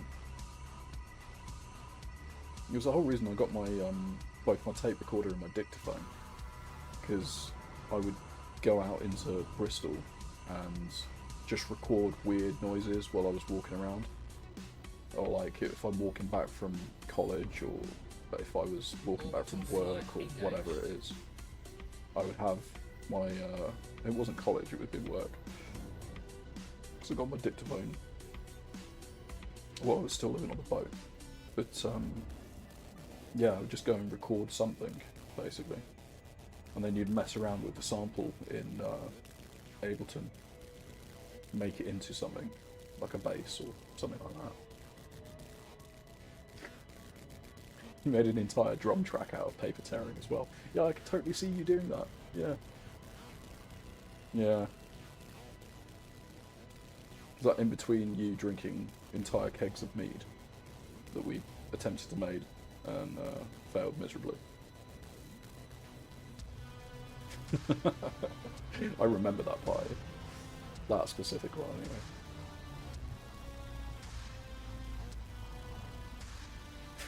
anyway. The traffic cone bomb. I do not condone drug use, of course.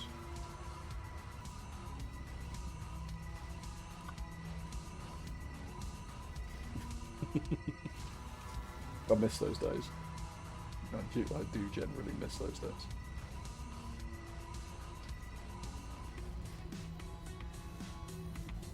Oh yes, yeah. Totally legally acquired water main.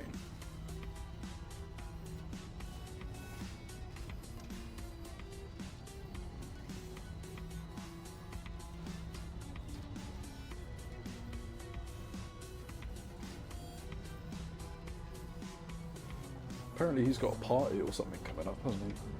Isaac was telling me about it.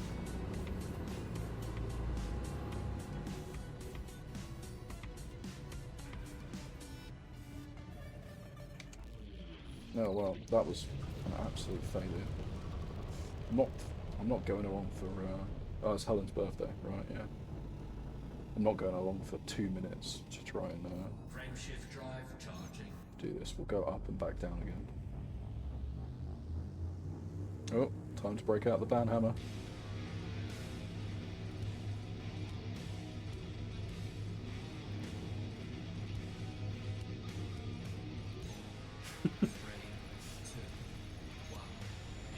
I love the fact that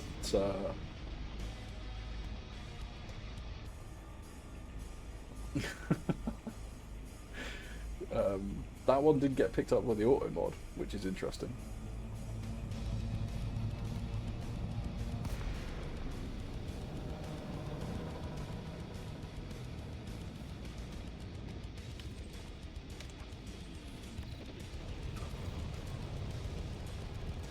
Are you having a stroke?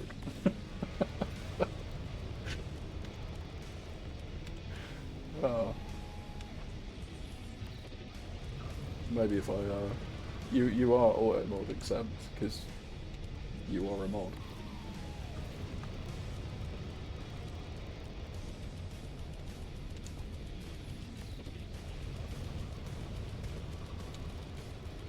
You are the auto mod. Yeah, you are. Look at me. I am the auto mod now.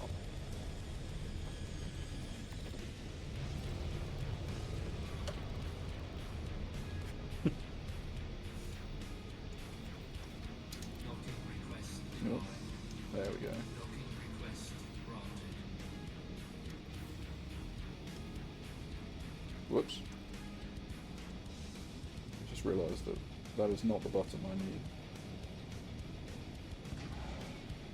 Heat sink deployed. Yeah, I'm just popping heat sinks out for absolutely no reason. Because I'm pressing the wrong buttons. Sleep deprivation is starting to add on my brain, I think.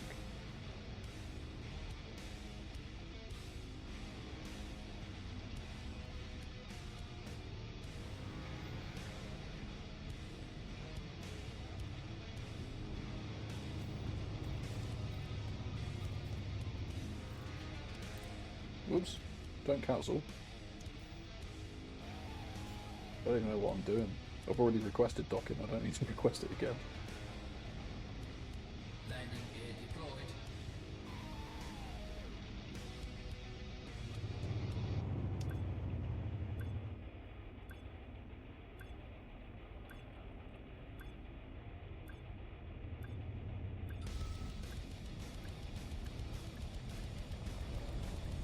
Docking successful. Engines disengaged.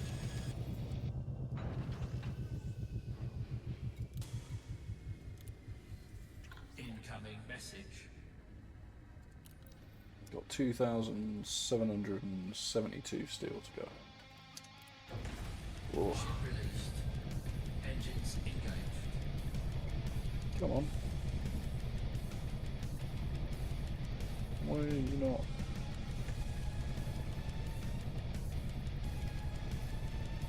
Has the twist gone on this stick or something?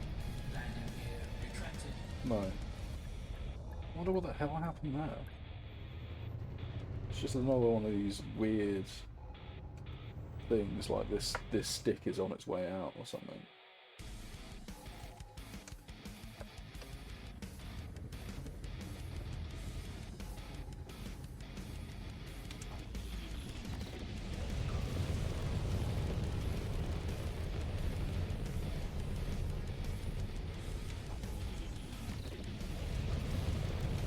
Frameshift drive charging.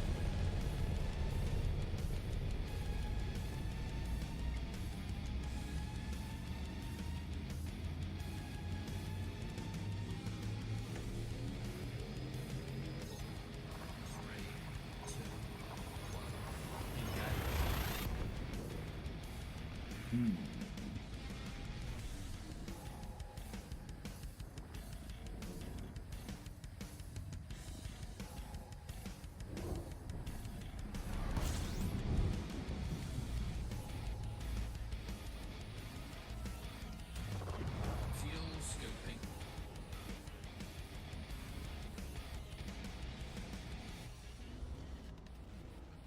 Fuel scoop disengaged.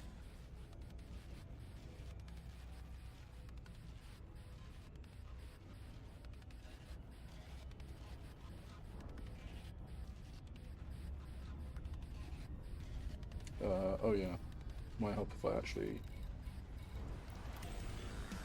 select where I'm meant to be going.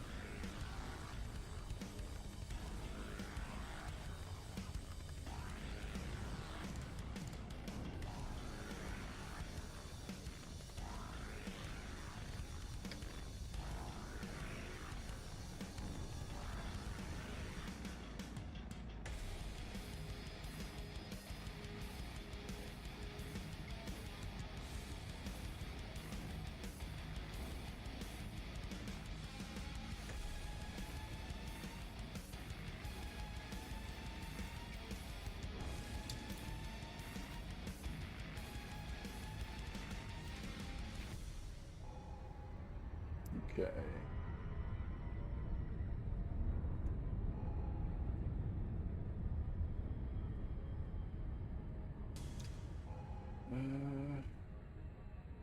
Wondering how many times, how much it's going to tell me that I need to actually run. I'm probably presuming that we're sat at left in this ship probably 13 more loads of doing this, but I can't do any more of this after we've done a fairly decent chunk. Might try and do one more, and then I need to do something else, because otherwise all this space trucking is just going to rot my brain. Please fly safely. Need to alternate some stuff.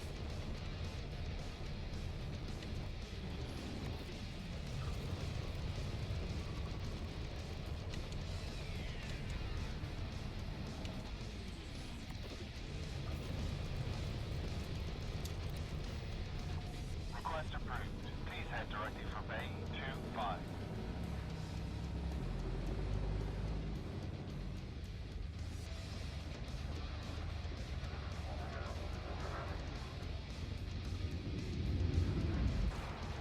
Whoa.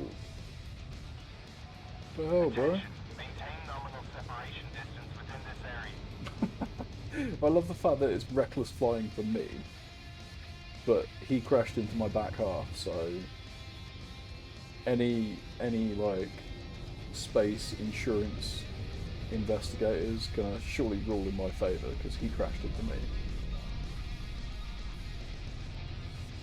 Surely that's how it works, right? Where am I? 25. Where's 25? Over there. This is flight control. Reduce speed to 100.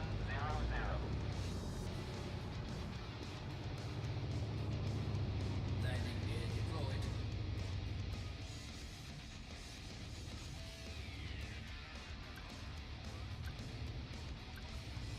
Sure you have received authorization for entry into Dawson Bay. If you don't have access permission, this exit from facility immediately.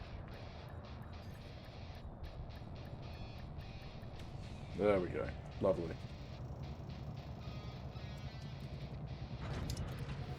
Docking successful. Engaging docking restraints. Oh, Station wonderful. sources are at your disposal. God's sake. There we go. Shouldn't be being fined anymore.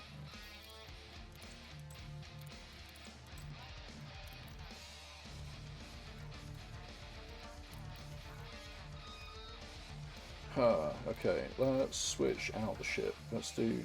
I was going to do another one, but do you know what? I can't be asked. So I'll run some more of that tomorrow, off screen.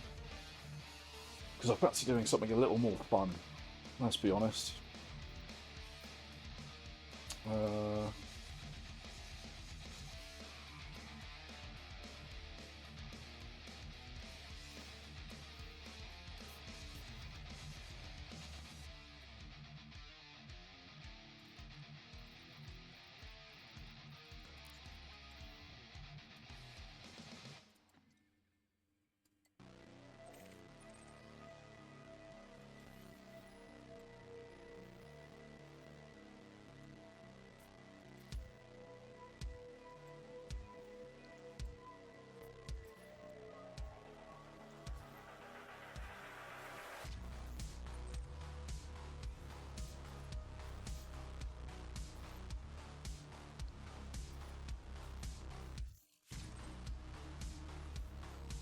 So I need to find something ideally that's got some in our where are you? I need something that's got some like metal bodies in it, basically, because we need to start building up the old search nearest bodies. We need to start building up some mapping data so that we can submit it as part of this community goal. GD -Z C1417 and planet type we need metal content world, in fact, just so you haven't got it with me talking.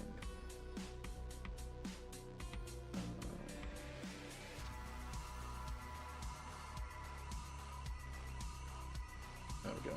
You can actually see what I'm looking at now.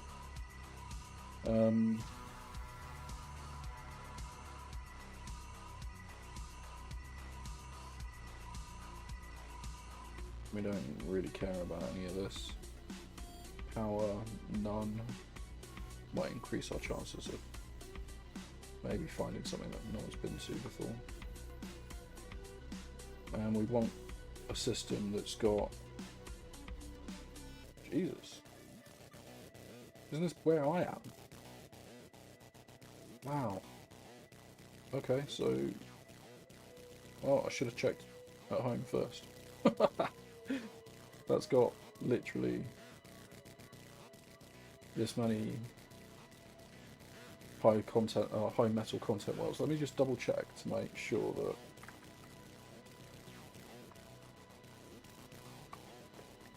Well, this wasn't what I wanted.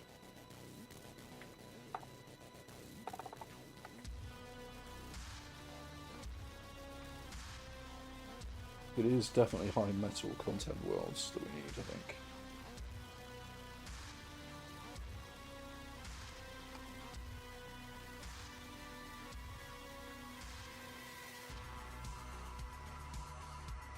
Yeah, rocky, high metal content worlds. Cool, alright, well, let's start on this system then, because, well, why not? It's got like 1 billion of them in it. Alright, Ubi.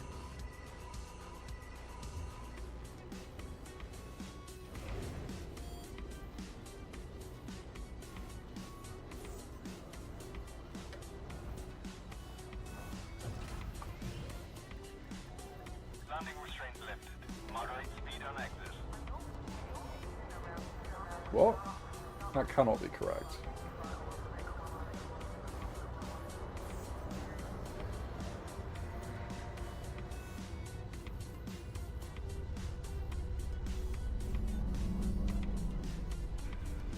Landing gear retracted.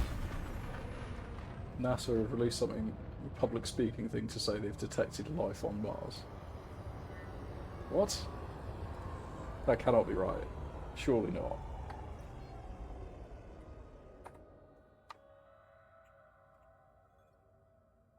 Two hours ago, did the Perseverance discover life on Mars? Oh, so they found like a rock that...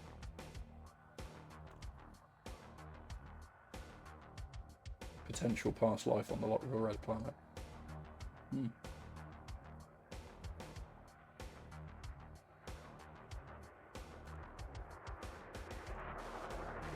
Yeah, pretty badass.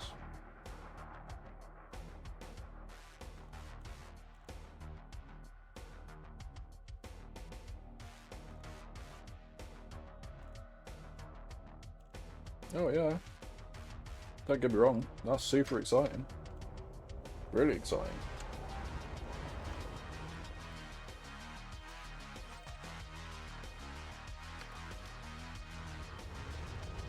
Frameshift drive charging. Clear out the station. Trust them. 3, 2, 1. Engage.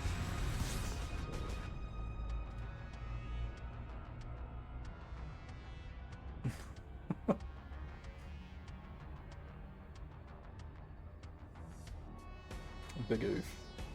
This is the problem with the internet as well nowadays, is that I've become so desensitized to looking at certain things that nothing really phases me anymore. So I've probably seen all kinds of absolutely heinous shit on the internet because it's so easy to see. Yeah, exactly, yeah, you watch it 4 times to see what happens because of a morbid sense of curiosity. But yeah, as a result, I've become absolutely, completely and utterly desensitized to it. What, the NASA announcement or the dude getting shot? Fuck off. Charlie Kirk, the right-wing guy.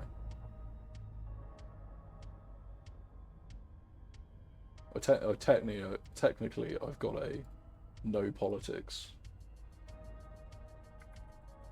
rule on this stream.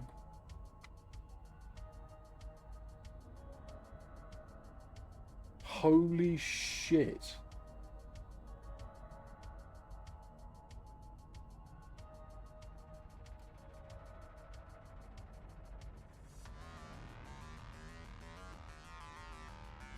Yeah, he's the Turning Point USA guy. Which, absolutely scummy organisation.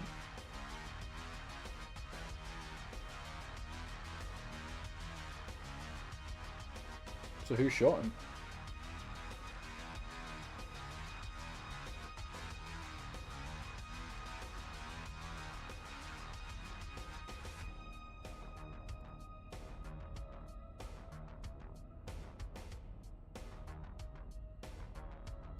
It's a great, even legendary Charlie Kirk is dead, writes Trump.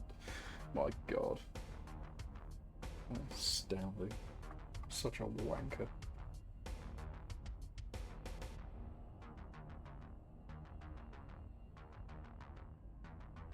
Holy shit, they don't know.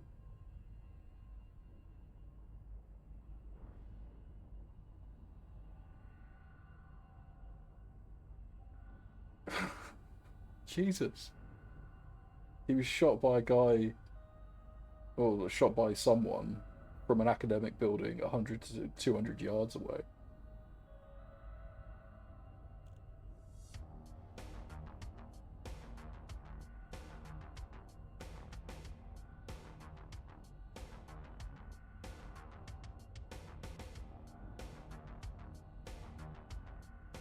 It's interesting, actually, because it's not the first right-wing influencer or politician-style person to have been shot. Lawmakers have been shot. Isn't it like, it's like the, I want to say it's the third this year in America, which might say something. But anyway, back to the stream. Yeah, crazy.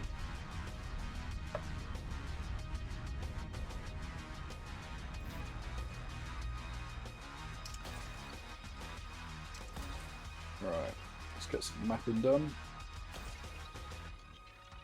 To be fair, as long as I stay within inside the top 75% on this community goal, I will be happy. Because at least then I get the module, I'm not gonna be chasing the top 25% or whatever it is, because it's gonna be absolutely no way I can do that. Surface scan complete.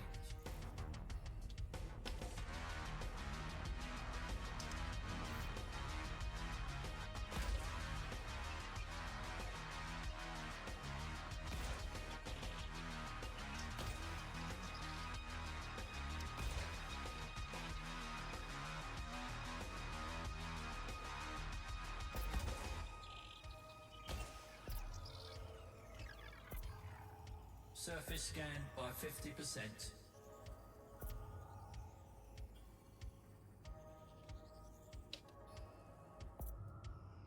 Surface scan complete.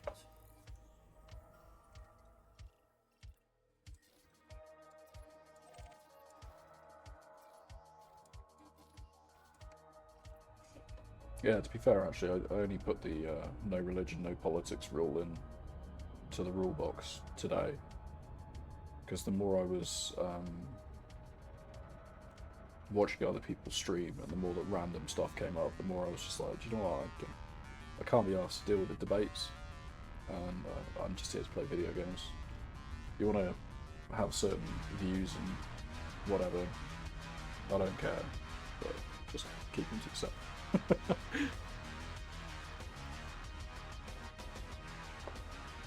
So I figured that pub rules was going to be the best way to deal with this. The same way that we treat pubs in the UK. No religion, no politics. And no money as well. Heat sink deployed. Whoops. Hit this heatsink button again.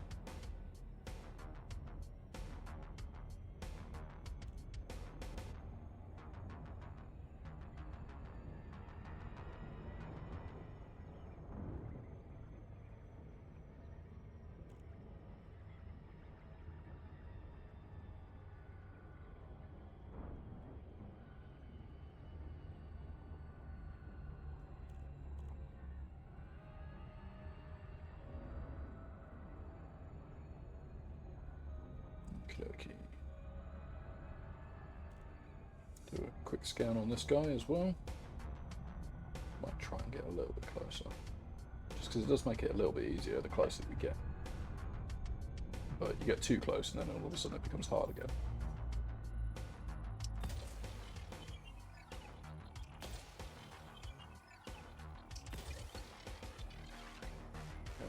This is a 6 probe planet, so we'll place one on the back half as well.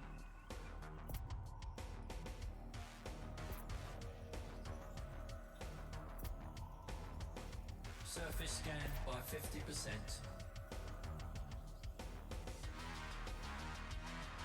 And that last one will hit. Smack bang in the center. Perfect. Surface scan complete.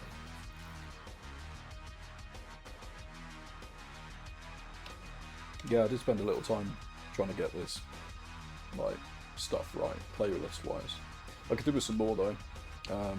So I need to go through some more royalty-free playlist stuff to find people that are happy for me to use their music, basically.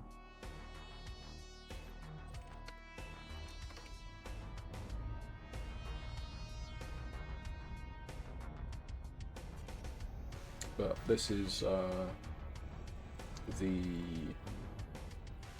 this is on white bat audio. Like most of the music that is on this stream is all white bat audio.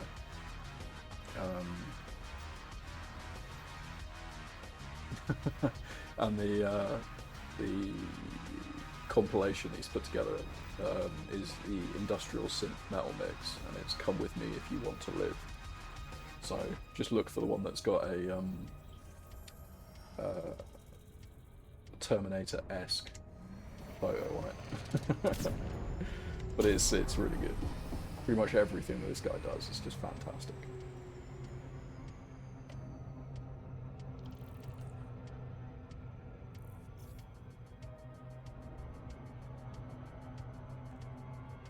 Definitely well suited to space games as well. Very, very well suited to that. Go on, slow it down. Oh, I forgot I've got a canopy on the top as well now. So used to piloting that Panther Clipper and not having any, just basically having like a tiny view out the front that's just a slit. Whereas now I've got all of this space to look at, which is great. This is a 7 probe planet, so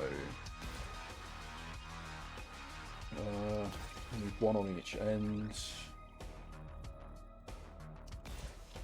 one on the front dead center, one on the back near enough dead center, which if that's a miss, about that is dead center-ish, I think. Surface scan by 50%.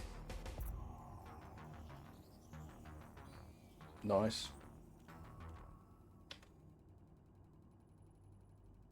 Oh, I cocked it. It's alright, we've still got one left. So if I go the underside. About there, maybe? Yeah, maybe.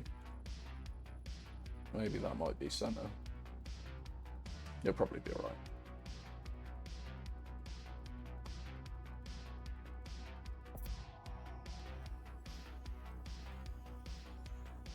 Yeah, there we go.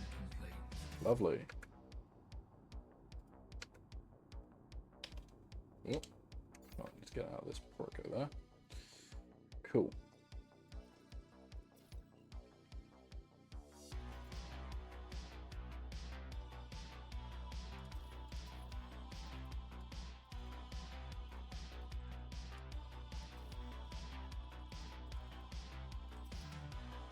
Don't know which ones these are metal planets. It's not going to be that one, for sure. High metal content worlds. I mean, these two probably are as well. Don't know about that one. These two, I don't think so. Warning, surface gravity 1.14 G. Wow. someone landed on this guy. Yeah, first footfall.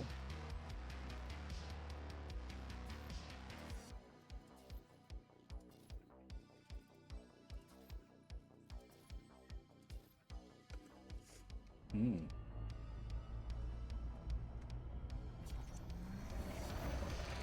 Activate SEO. We'll sail straight past it. As is the norm. This is the way.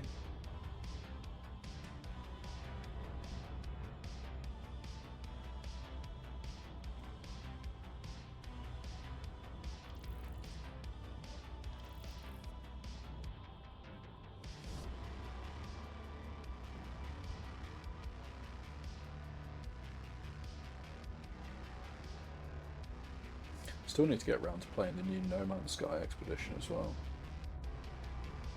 Just haven't found the time to do it yet. But I know there's a deadline on it, so need to get it done sooner rather than later.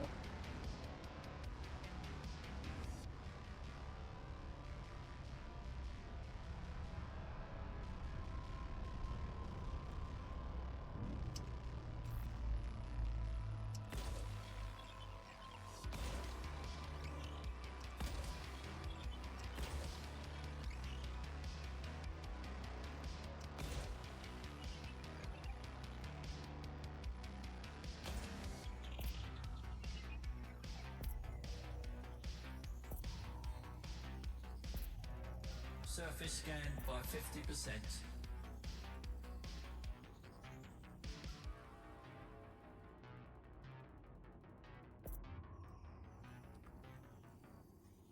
Surface scan Alright, complete. nice.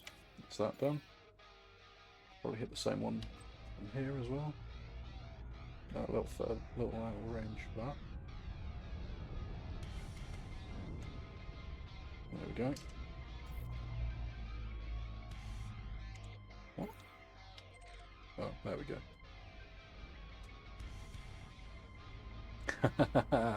Right. Hello, Agent Chronicles. Ah, I can do you one better. Right. Type exclamation builds in. I did what you suggested. There you go. So if you put any of those in, if you got newbie mining, will give you your first budget laser mining build. Newbie hauling will do exactly the same for hauling. And then if you have a bit of, you've built up your bank and you want to do a ship that has got both of them, we also have Crash. Crash doesn't work for you because it's a mod only, but you have Crashes, the plural, and that will also tell you how many times I've crashed, basically. But yeah, the multi-mining will basically give you a core and laser mining build. But that one, I would say, is a little more expensive just because Python is expensive. And yeah, some of the modules are reasonably expensive. The oh, I've already copped this up. I wasn't thinking about it. The newbie mining build, if you go from there, you can basically start upgrading all of the bits and pieces on it to make it a little more advanced. So you could replace the bog standard collector limpets for like a operational set of limpets instead, which would help. Because the newer modules for limpets have more active limpets basically at the same time. So you get more bang for your buck, essentially. But as a result, they are a little more expensive. But you can also use them for various different things. So I'm pretty sure the operational one, you can use it as a hatch breaker, you can also use it as a collector, and you can use it as something else. A repair, maybe. Can't quite remember. But, oh, builds. Yeah, I could do that.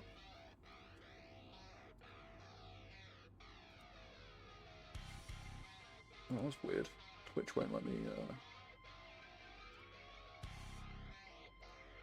Oh, there we go.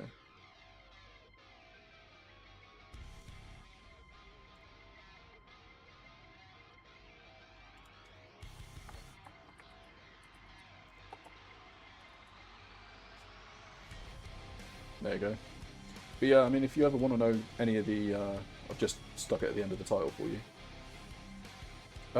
For the laser mining one, I think you can get it for a little bit cheaper. So, when you look at the, let's just bring up the browser window. There we go. And ta-da! Cool. So when we actually look at the Elite isn't a money grab, unless you're going to start buying arcs, and then it will be a money grab.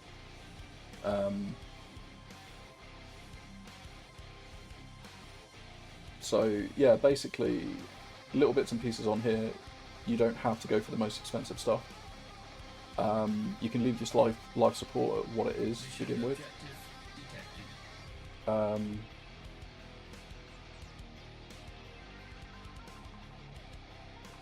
Yeah, Horizons is free though. So you can play with just Horizons, but Horizons should be given to you for free. Odyssey is the only thing that you need to pay for if you do want to upgrade. But yeah, you can get away with just Horizons. But yeah, I mean the Cobra Mark III is expensive. It's like it's reasonably. You can make it reasonably budget. You could do this with. What have I seen it with before? Is it an adder? I think I've seen it with an adder before.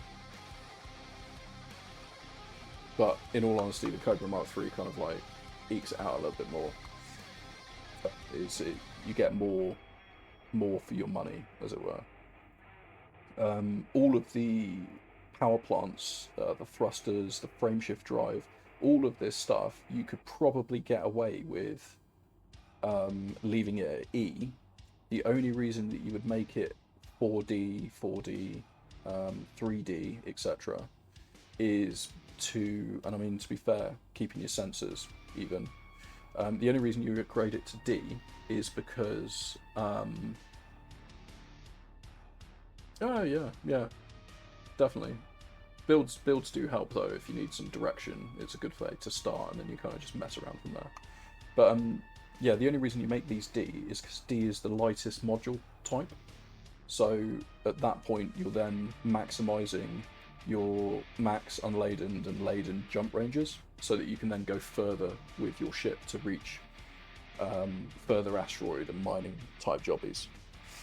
The same as you can get away with not having so many collector limpets if you don't want to. You're just going to spend more time floating, waiting to get that stuff. Oh, sorry, I got hiccups.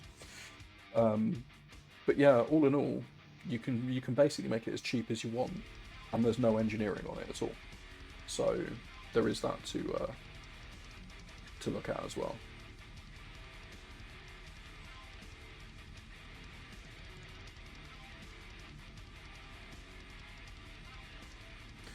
Cool. Right. Anyway, I'll minimise that.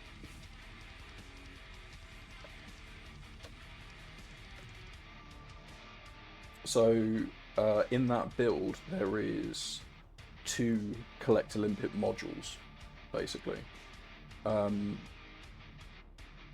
in fact, hang on a second. Let me just bring it back up again so I can tell you. I can give you like an idea of exactly what it is. You should be able to see my cursor as well. So down the side here, these are module sizes.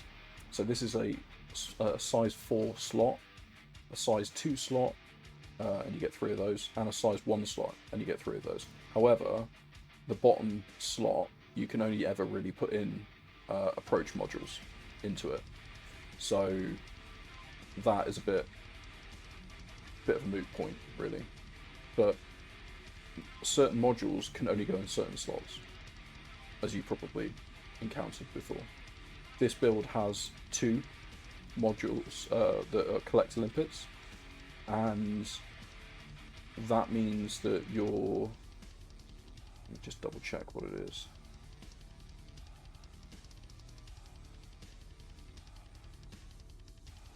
Can't remember what. Balls. Collect a limpet. Is it 3? Was it 3C that I had? Or 3A? Don't remember. It's probably 3C. But you can probably get away with 3E as well, really, if you wanted. Or 3D to make it cheaper. Because if you look at the difference on it as well. 32,000 for the lowest one. 291,000 credits for 3C. Oh no, sorry, that's my bad. Completely the wrong thing. Scroll down. Limpets, collect limpets. So 86,000, 21,000, 5,000. So I might as well choose the top one. But yeah, basically, though, that's how you kind of read this. There is more information that you can actually get out of it, and Coriolis has it a bit better.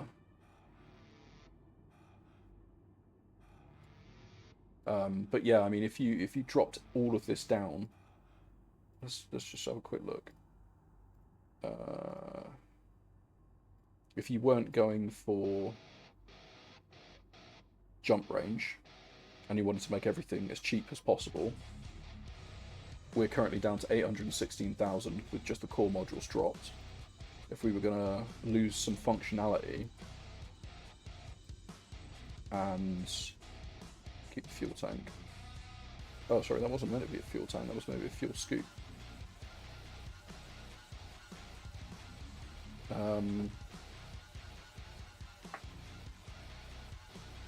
You want to keep the Prospector limpet at 1A, and there is a reason for that. We're down to 675,000 credits, basically, if we just put everything at E. So, yeah, you can go from here and you can build up, but in reality, keeping everything at D to maximize your jump range, you can still get away with. So yeah, I mean, that's kind of how you read it, essentially. You don't need any weapons, and there's nothing in utilities that you need. The pulse wave analyzer is only useful when you're doing core mining, so you don't need it for the basic shit. Yeah, that's about it. If that answers your question. Okay, next place. Yeah, no worries. Yeah, the other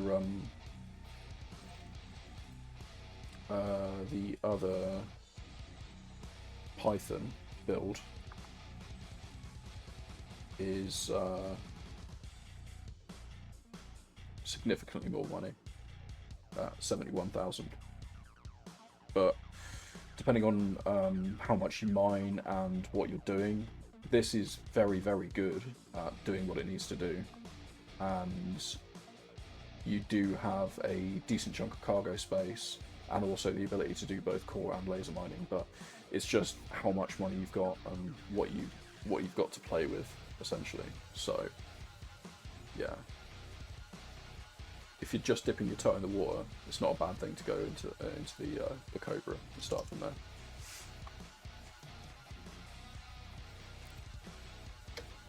To be fair, the mining ship that I'm using at the moment is the T10, and it basically works in the same kind of way as the Python that's there.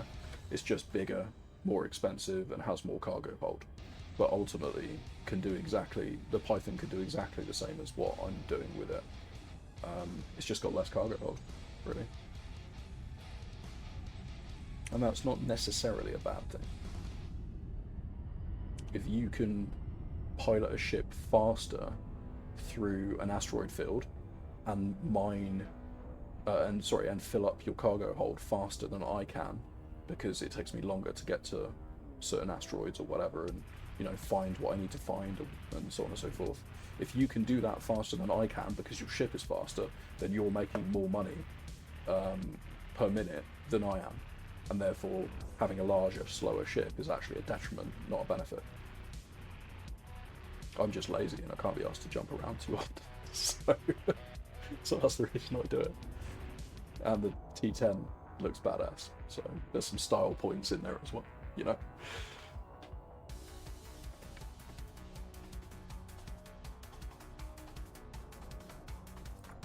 How you doing tonight anyway, bud? Thanks again for stopping by. Make a newbie one. What, make a Cobra Mark III and show you what it's like. Yeah, I can do that. It's not a problem at all.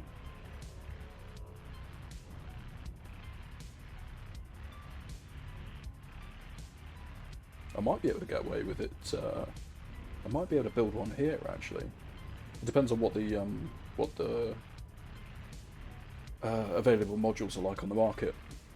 But let me just scan this planet, and I'll head back and see, and also whether or not there's any decent asteroid belts around here as well.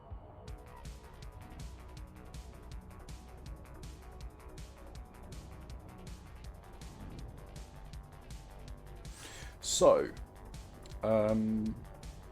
yeah, scanning's an interesting one. So there are 3 different types of scans that you can do. You have your directional scanner, which is what elite players call honking. Colloquially, it's called honking. So you notice on the right-hand side of my screen under primary C, you've got the D scan.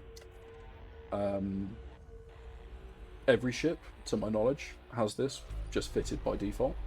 You hold it, it basically sends out a wave across the system, and that tells you how many orbital bodies are there.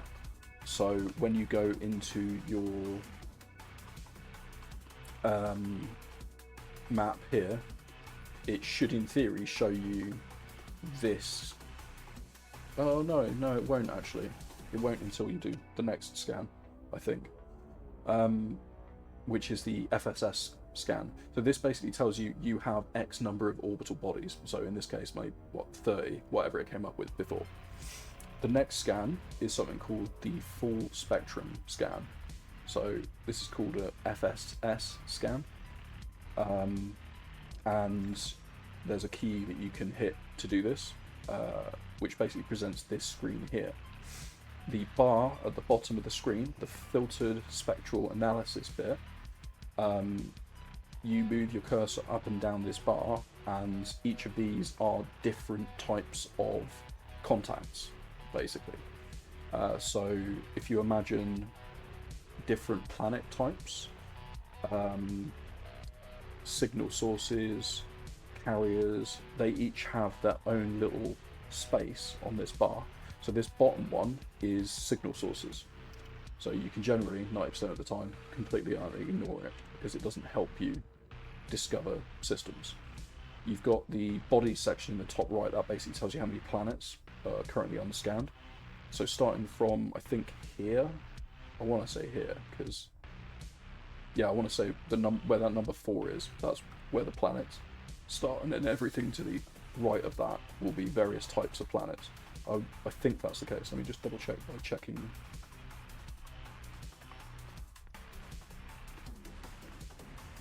But you essentially slide the bar along to find, yeah, that's going to be a signal source.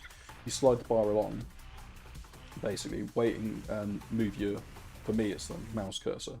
You move your mouse cursor to essentially then find these little arrows that appear on your screen. You can move it around, and these are telling you that there are things here that you can find, you can scan. So you keep clicking, going down, zooming in, and this is saying, hey, there's a belt cluster here. So I think this section of the full spectrum analysis are belts, basically. Let's move it around a bit more.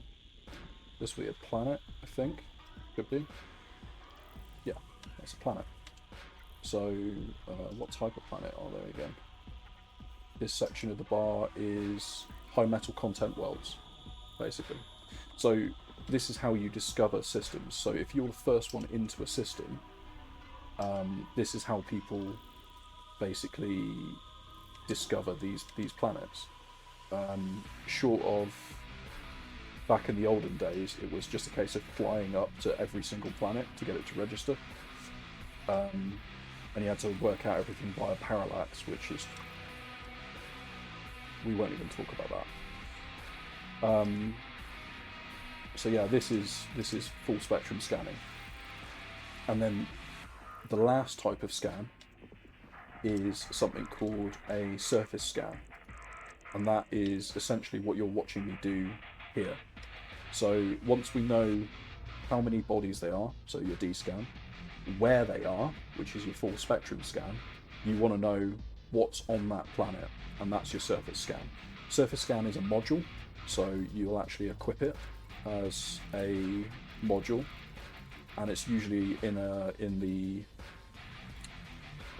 yeah, there you go. You've got discovery scanner, that's on there. You've got a detailed surface scanner, that's a 1L module or 1I module, so it'll be at the bottom of the module list, and you need to buy it from a station basically in order to do this. They're cheap as chips though, real cheap.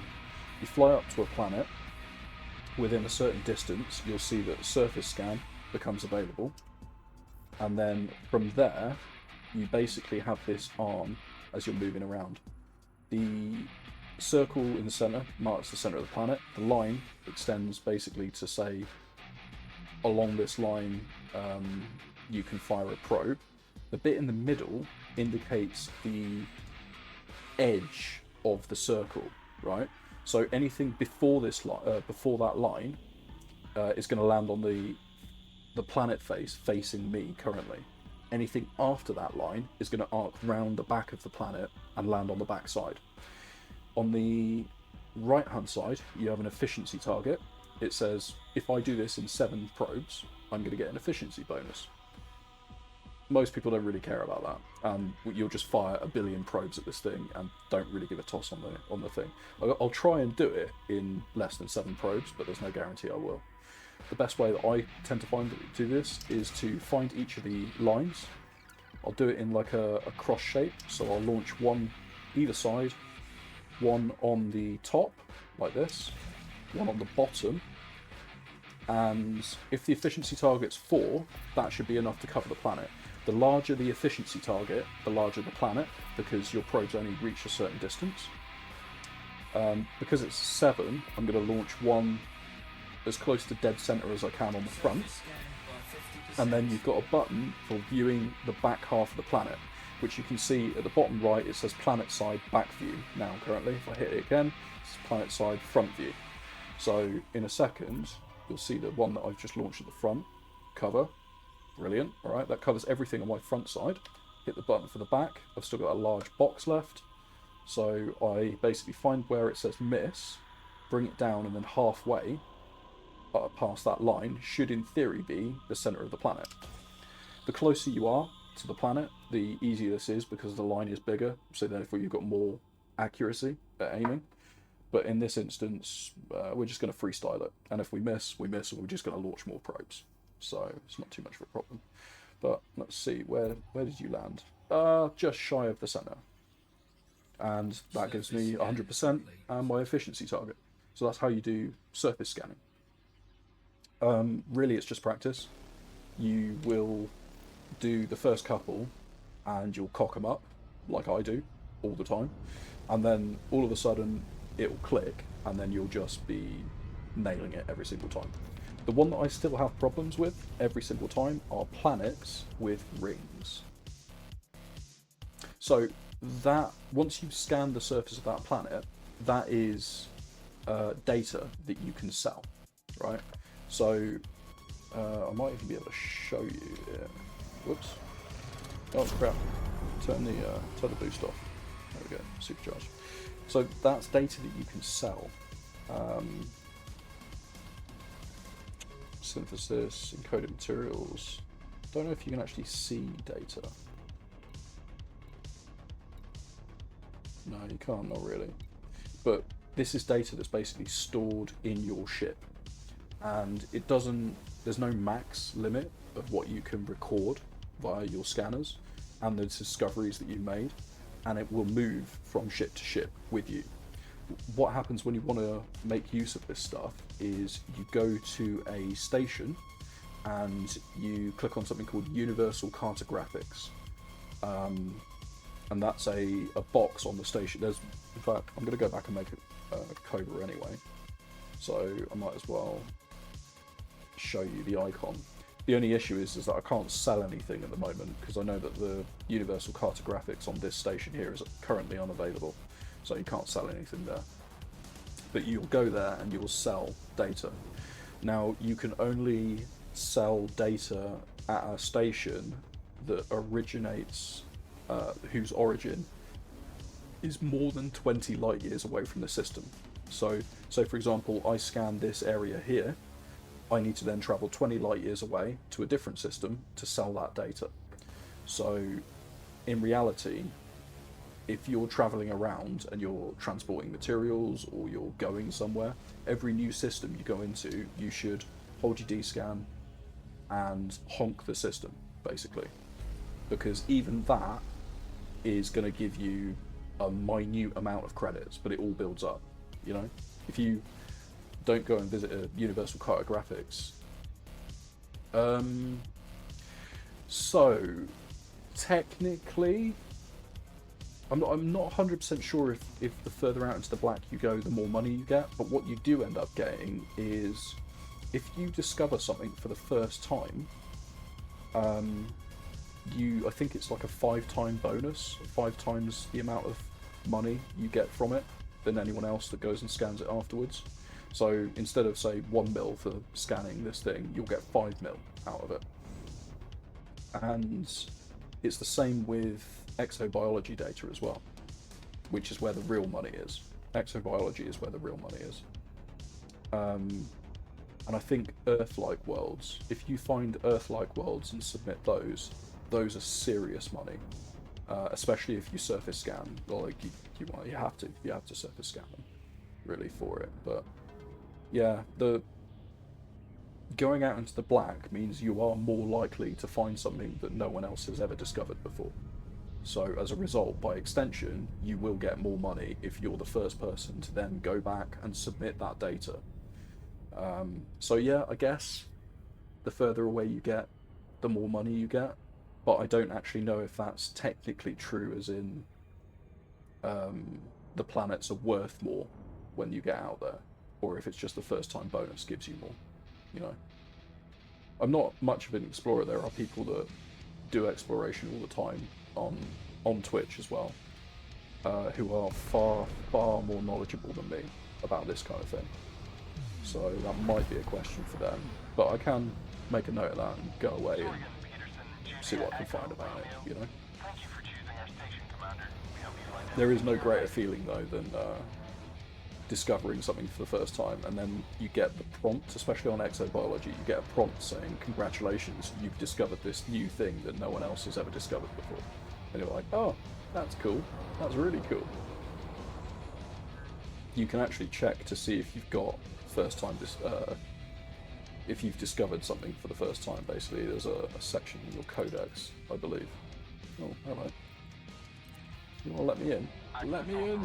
Proceed to Bay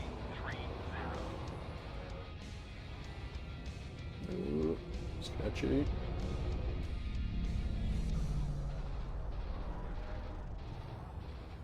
Oh, wait a minute. Oh, 30's over there. I was heading for the one that said 3. It was like, hang on a second. Yeah, I'll show you what my... I haven't got that much codex-wise. Especially not first-time discoveries either.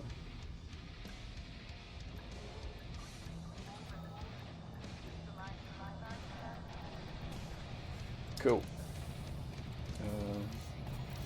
Get that one heatsink that I launched by accident. Commence power down. So yeah, you'll come into a station like this, and you'll see this button here that says Universal Cartographics. It will usually be accessible, if it's available. You can check Inara to find where your nearest Universal Cartographics is. saves you just going around random systems to work out if you can find it. And yeah, you'll go in here, it will give you a box that says each of the systems that you've scanned and like how much it's worth. If you've got surface scans of that system will be worth more money, basically. If you've just gone in and done a D-scan and left, it will be worth less money. And then at the bottom you've got a button that basically says sell page, and it will sell everything on that page in one go. If you max out a page and you've got some D-scan, you've got some surface scans and stuff, you could probably get a couple of mil per page quite easily. And you can store this stuff, you can store as much of this stuff as you want. The one thing that you need to realise about it, however, is if someone blows up your ship, or if you crash your ship and it blows up, if your ship blows up in any way, shape or form, you lose that data, basically. So be careful. When you've done, you know, you've been out in the black exploring for weeks on end, and you accidentally blow up your ship trying to ride a neutron thing, neutron stream or whatever, then yeah, it sucks and you've lost 30, 40, 50, 100, 200 mil, 1 billion, whatever it is, however much you've collected. So yeah, just beware of that. Right, let me pull up. I don't want the multi-purpose Python. What did you want me to test? The Cobra? Did you want to see the Cobra?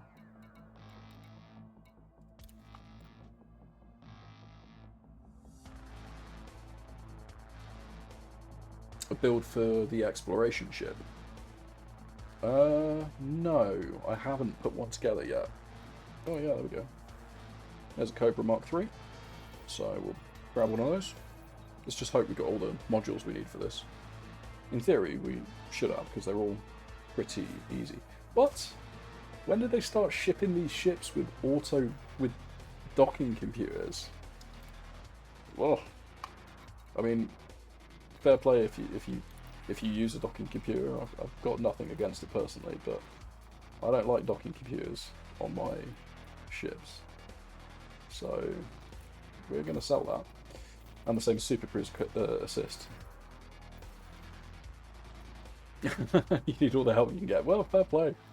I don't know, I kind of feel that part of the fun, I think for me anyway, is the docking and the Super Cruise and doing all that stuff.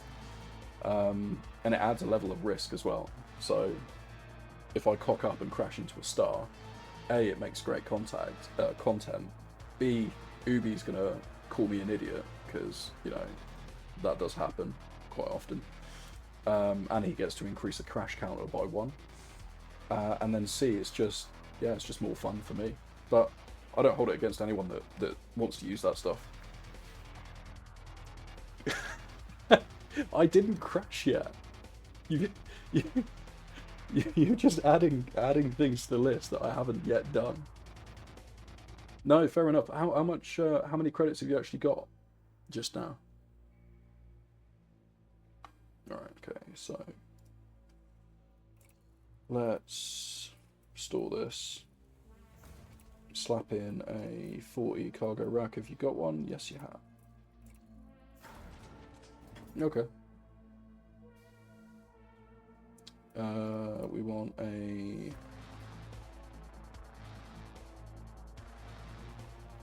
we'll store that as well. Whatever. I'm just going to be littering everything with...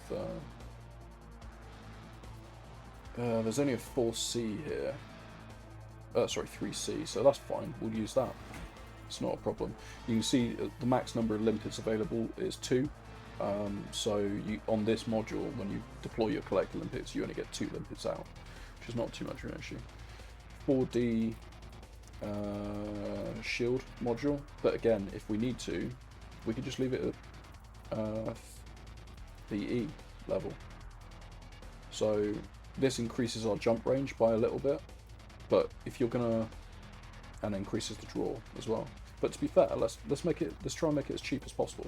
Let's not even upgrade it. Refinery, that is needed. Jump range for life. Yeah, I mean, jump range is life, basically. It will help you get places quicker. So in that view, it is worth investing in. However, in order to make money, you don't actually need it. So as long as you can get to your next point in any other ship, you could request this ship through to a station in another area, and then from there use that as your launch point. So you don't have to use this ship to travel, basically, is what I'm saying. You could travel across the other side of the galaxy in another ship, request it to be transferred over, log out, come back in the next day, and it's there, ready for you to do mining in. So it's not a massive problem. But once you've got the money to do it, super useful, definitely. How many bins we got? 5, 4, 3, and the price is just significantly different between these 3, and then 2. So we'll go for 3 bins. And refinery is useful because ore goes into the refinery first, then it goes into your cargo hold. So the more bins you've got in your refinery, the better, because even if your cargo hold's filled, if you maximise the bin space, that's, once you clear cargo hold, it's just going to come straight into your cargo. So I'll show you what I mean very shortly. I don't know why the fuel tank's there. That should have been a... It should have been a 2D fuel scoop, so let me just save that. I won't even bother putting the fuel scoop on, because we're trying to make it as cheap as possible, but I'll just leave the slot empty so that it can be added afterwards. I mean, there isn't actually a D on there anyway. And there's a 2C there but the 2A fuel scoop, that's worth more than, well, that's worth at least 4/5 of the price of a ship, you know. I'll put a 2C on there because it's 17,000, and then you don't get caught out. Right, next one, collector limpets. Again, just because we can then increase the amount that we've got.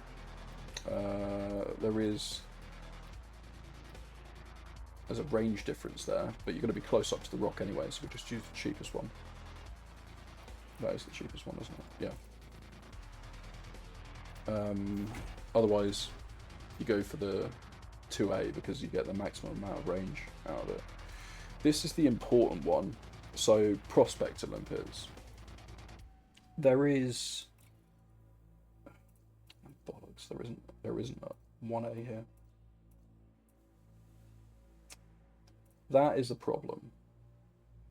So you want a 1A prospector limpet, basically because when you get to an asteroid belt, you've got rocks in front of you, you fire out a prospector limpet to basically show you what the contents of that rock is.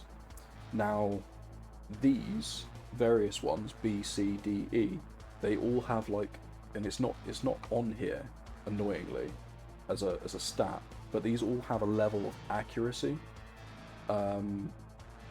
if I can describe it like that. So we'll choose the highest one anyway for the time being, but it has a level of accuracy involved. So you will get more out of a rock that you fire a 1A prospector limpet into than you will when you fire a 1E prospector limpet in. So it's more profitable, you'll make better use of the rock by having a 1A prospector limpet. But we don't have one available to us, so we will just go with what we've got, basically. We can't help that. That's not something that we can help at all. And then detailed surface scanner. Nice and classic. We'll leave the planetary approach suite in there, but you don't need it. Core internals. I mean, we can increase the jump range, but this is everything I was given by default. So if you want to increase the jump range on it, great. And I mean, I think if I'm going to do anything, it will be to see what I can get hold of for increasing the jump range via this. So, can I make it any cheaper? No, is the answer to that question. This is going to be quite an investment, basically. So you could get a 4C on there, frameshift drive. It's worth 178,000 credits, but it will increase you to 13 light years. But let's try and avoid doing it right now. Let's see if we can get away with this. We might be locked in the system. We might not. And then finally, get rid of these. You don't need weapons.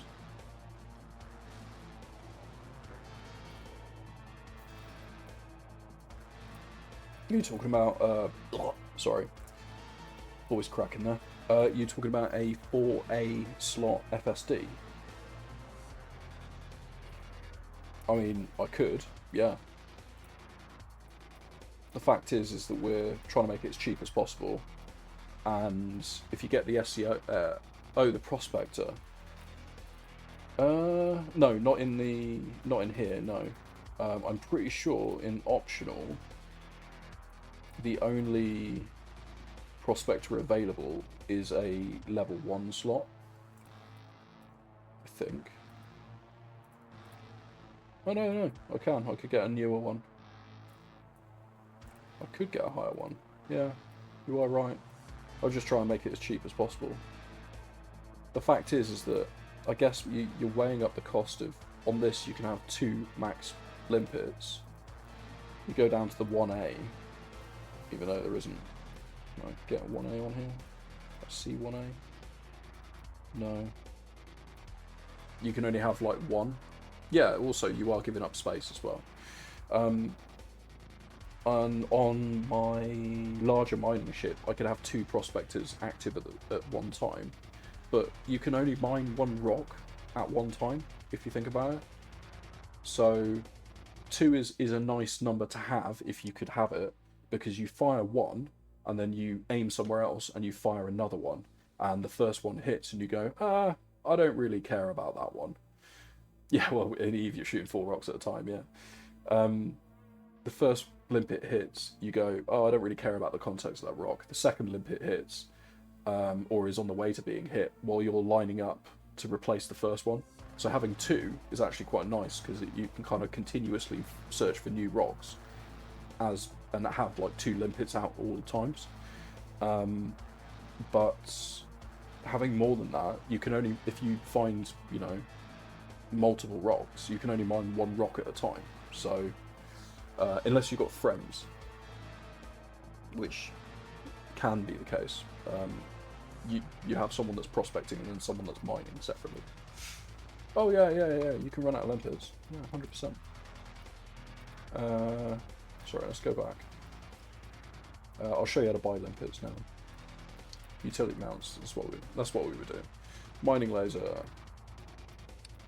This is where we find that after all of this, there's no mining laser for me, which would just be classic. Okay, cool. That's what we need. Don't need anything more. So I don't know how much that cost. How much? Probably, if this pricing is right. In fact, I could probably tell you, based on galactic average. What was the cores? Cores are all left at E.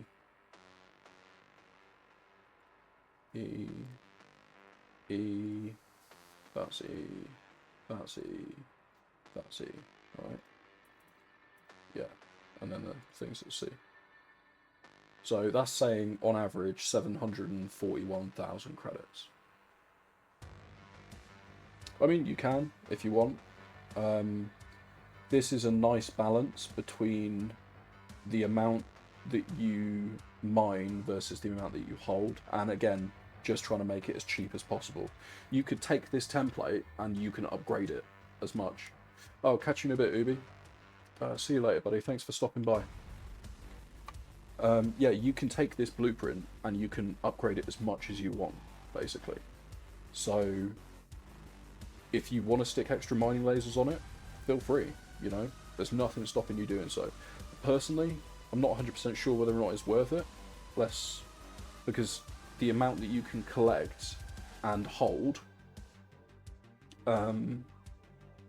is determined by A, your collect to limpet speed, and B, the amount that you your laser can sort of like create at the same time. So, and then finally, like the amount that you can hold. But I'm still getting over these hiccups. So let's start off by setting our groups. So we're going to get rid of the mining laser. The first thing that you end up doing is you will be trying to find something, and you're going to surface scan something. So in the first group, we're going to put your D scanner and your surface scanner. In the next group, you're going to be essentially searching for rocks. So we'll stick that prospector in. And then the third group, we will put both the collectors in on 2 and your mining laser on 1. And that's it. So it's 3 stages. You've got, as you're in Super Cruise, will be Group A. When you land at a hotspot and you're searching for rocks, will be Group B. And the final group is I'm found my rock and I want to harvest. So that's Group C. So that's a nice way of setting it up. Usually, I have, if I am doing the multi-mining setup, I'll have a pulse wave analyzer on here as well, and I'll set that as my Group B secondary. So I can send prospectors out to look at different rocks, and then also on my secondary, I'm searching using the pulse wave analyzer to find the glowing core rocks as well. So that's kind of how I get it set up. Golden rule. Do not ever forget your limpets. So to get that, you go into advanced maintenance, you go all the way down to the bottom to restock limpets, and we will fill our cargo hold with all the limpets. It costs 1,616, which is not that much in the grand scheme of things. Let me just, for the sake of being cool,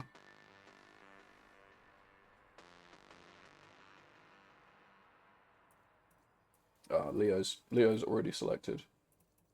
We'll just choose a paint job because paint jobs are cool, Joe. Cool, yeah. And I never get to fly this ship, so either bats or no, I quite like this one. No, in fact, fuck it. I love purple, so we'll choose purple. Hence the reason I've also got purple weapons, and so I get 16 tries at finding something you want to mine. Exactly. But again, this is just a base default kind of setup. If you want to be super dangerous, colour of the ship definitely gets you more materials. Yeah, 100%. Yeah. Same as I'm going to put string lights up in the cabin as well, because why not? And potted plants. It's just mandatory. I need to keep my my garden going. You know. Braintree, nice. All right. So yeah, you can. I mean, if you really want to, you can drop your shield generator. It depends on how confident you are. You can drop your shield generator and you can replace that with another cargo rack, which will give you another 16 capacity. The only issue is if you crash into a rock, you're going to do hull damage. If you're confident in flying your ship though, drop the shield generator, replace it with a cargo rack. You know, people do it with haulers all the time because you're not getting into combat, and as long as you're confident at flying the ship, jobs are good.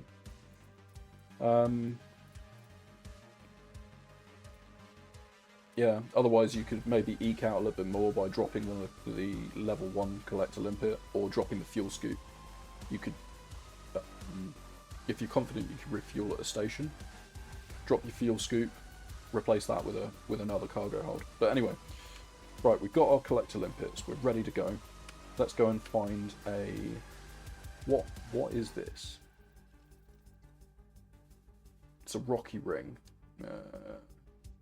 It's not going to be great for what we want to find, but as an example, this is the closest we've got to go on. You want to be looking for rings that are metallic, I believe. In fact, let me just see.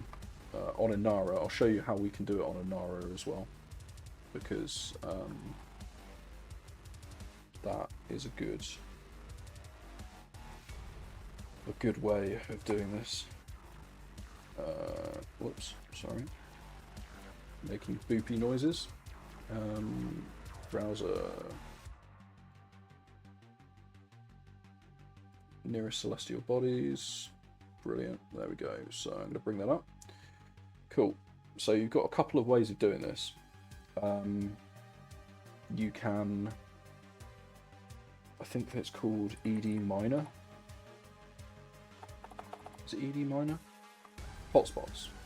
There's a tool called Hotspots. So if you put in a reference, so we just need our system name.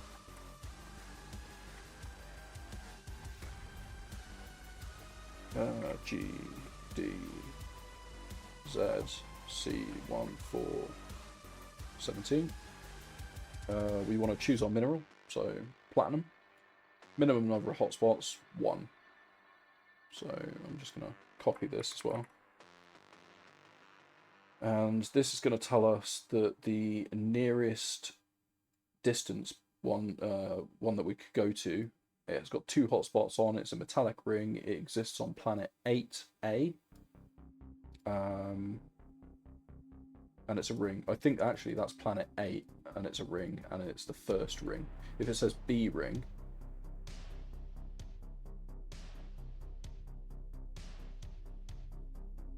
no, there isn't anyone on there. That's fine. So yeah, that is probably correct. The only issue is jump range. So the jump range is more than our ship currently, because we're on like what, 13 or something like that. So the more you invest in your FSD, the better. But there is another tool as well called Elite and Minus tool. And if you do this and say I want to do platinum, it will basically give you a distance of how far away it is in order to do this. You don't have to base it on overlapping hotspots, but it also helps. So let me stick this tool in. I use the first one more than I use the second one. So I'll put that in, and then I'll also put in this one as well. Oh, sorry, it's hotspot, isn't it? Hotspot. They're both hosted on the same site. We'll try and go here. Let's just see whether or not we can make it, basically. It might tell us that we need to jump there, so we need to jump 4 times to get there. Because obviously our jump range. So, shall I just be cheeky and buy a really expensive FSD to make it quicker? Kind of defeats the object somewhat though.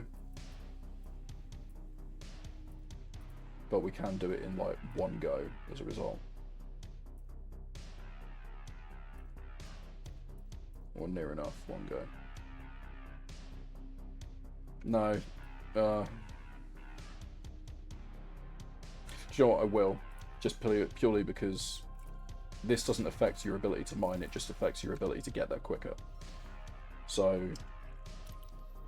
for the sake of brevity, I'll show you how to get there quicker.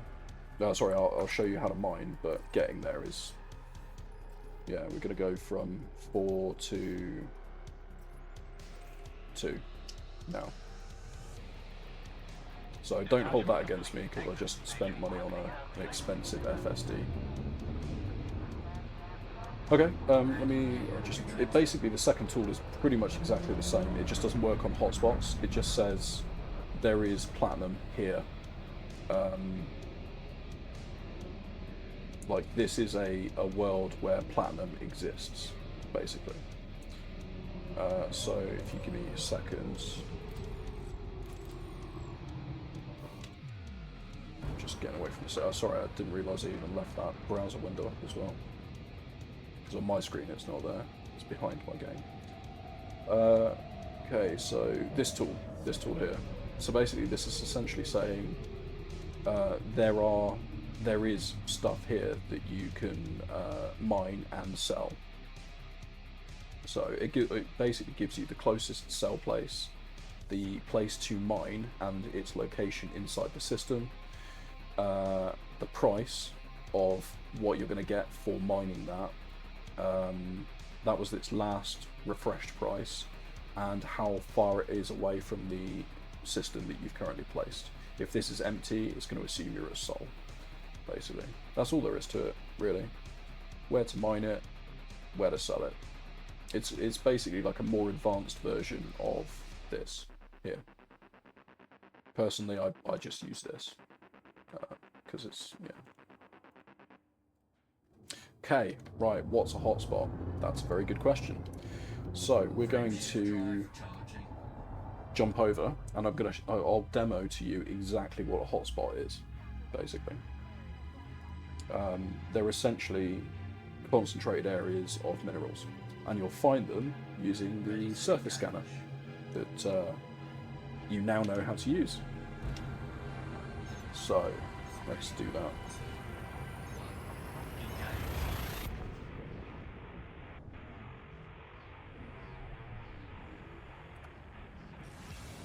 Okay. Yeah, I did cheat a little bit and just buy the really advanced FSD, but it's mainly just so you don't have to sit and watch me do 4 jumps. I can do half that, essentially. But it does make this ship, I mean, the ship is worth, the hull of the ship is worth 300,000. The FSD that I bought is worth 1.6 million, so it's worth more than the ship that I put it on, basically. It's not great. Not great at all. What's the time? 1:15. We've got 1:13. We've got a little bit of time to be able to do it, and then I'll raid someone. We might not be able to sell it, but hopefully we'll be able to find something, demo finding it, and go from there. I just hope I can do it in 16 limpets, basically. Alright, are we here? Yes we are. Okay, so stop the ship, bring up the menu. We already know that the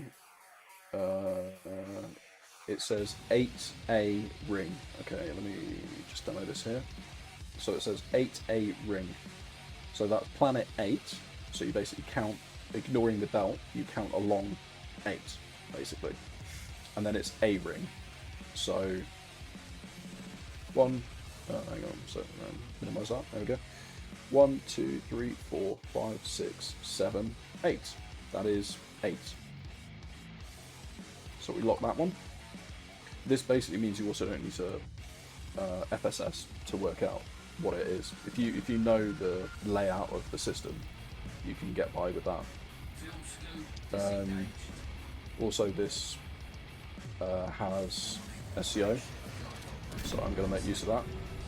It's not a ship built for SEO, so you notice my heat is increasing massively, and I will overheat if I use it for too long. And also, it shakes when I enable it, because this ship is not.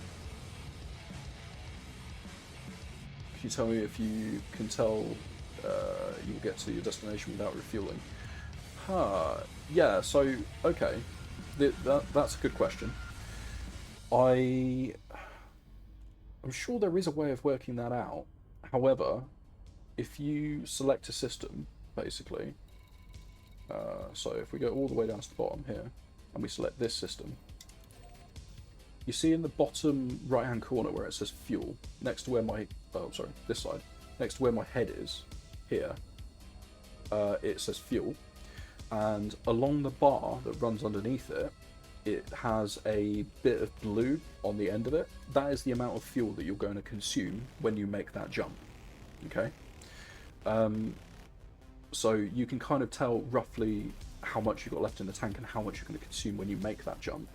There are calculators you can use that will tell you how much fuel you're going to consume through a journey.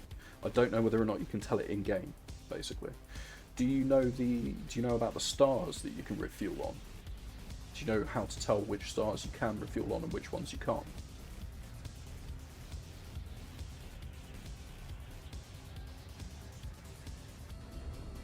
Ah, cool. All right.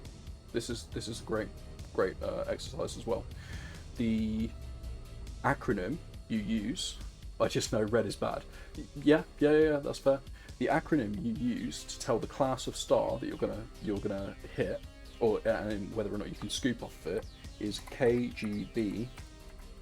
Boom, like that.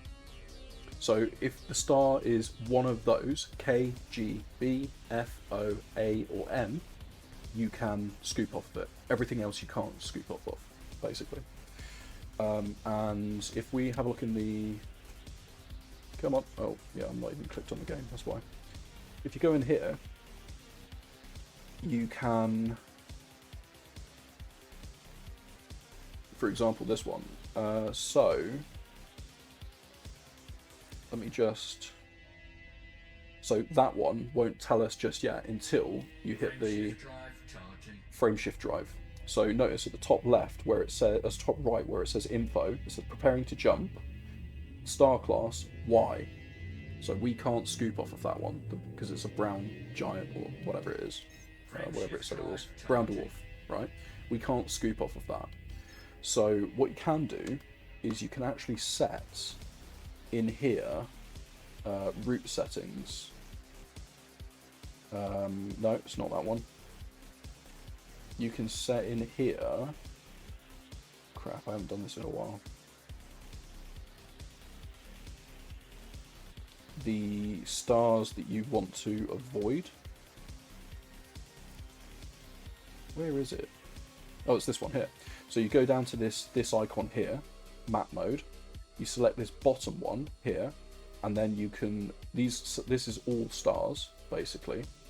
You untoggle it, and then you select K, G, B, F, O, A, and M, and then make sure this one at the bottom saying apply filter to route is enabled. And what that will do is that will always send you, you could click on one of these out here, and as long as it can hit one of those scoopable stars, it will always send you down that route. So as long as you scoop continuously as you make that journey along, you'll never run out of fuel. So that's something you can avoid, basically. You can avoid running out of fuel if you're going to go do that. The further out into the black you go, the potential of you being able to scoop off of that star becomes less and less, potentially, because sometimes inside the bubble it will send you down a route where you have to go through a system that doesn't have one of those stars in, but it will have a station in that you can refuel. So there is that as well. Sorry, let's get back to mining before I run out of time and I need to go to bed, because it is 1:15 in the morning. It was this one, wasn't it? It was AA. 1, 2, 3, 4, 5, 6, 7, 8. Yes, it was. Brilliant. There we go. Right. So let's go this way. But yeah, that's a really easy way of never running out of fuel. And to be fair, when I first started playing, I'm pretty sure that existed. But following routes like that, oh, that was an asteroid belt. The rocky bit after the stun was an asteroid belt. You'll find like has-reses and things like that in there sometimes. I just prefer mining in these rings, basically. Okay, right. So we're going to approach this. We're going to make sure we're on Group A, because you want your D scanner, which we don't need in this instance, and your surface scanner. What I should have been doing while I was making those jumps is de-scanning every single time, because that will give us the ability to just, you know, net a little bit more money. So we slow down all the way down to 30 million miles a second, like that, and we've got a surface scanner. So instead of when we were doing surface scanning, we were scanning the planets. In this instance, we want to do the rings, right? notice on the circle around the ring basically is broken up into two different colours. When you fire a probe at one, you may find that it's split into two, basically. So we'll see what happens. There you go. Notice that only goes around one of them. So that is your A ring. The ring closest to the planet is the A ring, and the planet, the one after it, is the B ring. This website, when we looked at it, said our platinum hotspot that we wanted is in the A ring, basically. So that will give us an idea of where we need to look. So if we get out of this now, each of these is a hotspot, essentially. So that's a resource extraction site. We want to avoid that. That's a platinum hotspot there. This one over here is Panite, and there was something else behind it, I think, pretty sure. It's just another resource extraction site. So we'll go to the... also, if you don't want to just like individually look at them, you can just go onto your navigation panel, scroll to the top, because it orders in the closest object to you, and just choose platinum hotspot. And then work out where the hell it is. Oh god, I'm trapped in the gravitational well. So I'm going slow.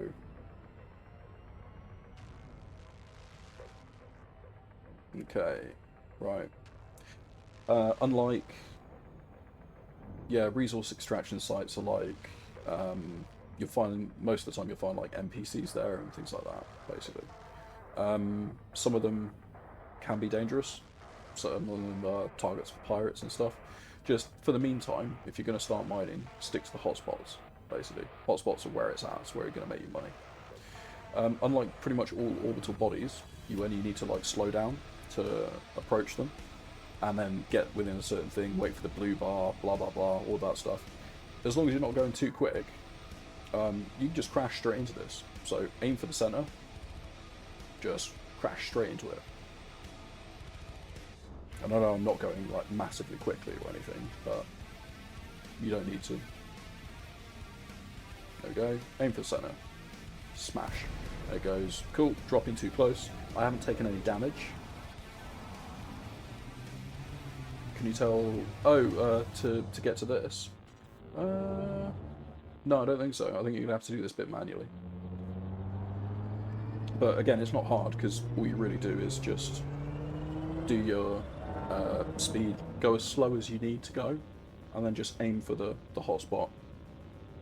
Crash straight into it. You don't even need to press any buttons to come out of it. It will just automatically do it for you when you get too close. Very sorry. Hiccups.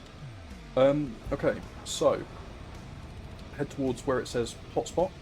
Basically, this entire area is a hotspot. So technically, we can start firing stuff now.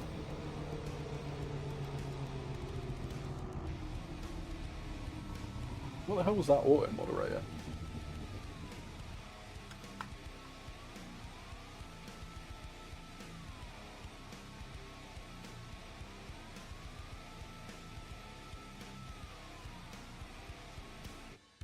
I've got like the weirdest auto moderator come up, and I just defaulted to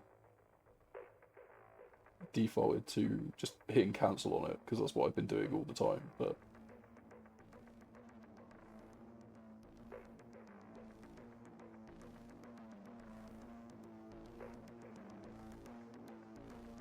maybe it was Ubi posting something he shouldn't have been posting. I can't tell. Anyway, right, moving on. So this is the platinum hotspot bit.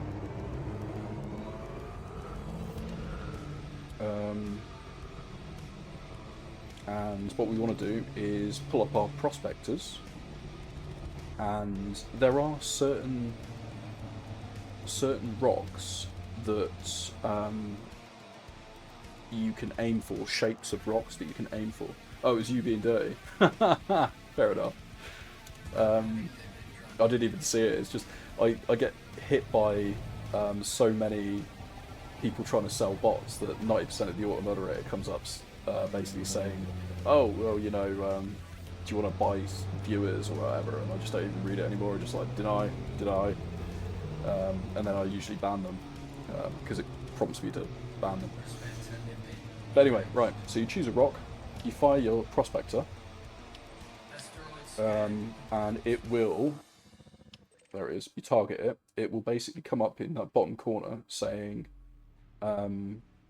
there is stuff here in this rock.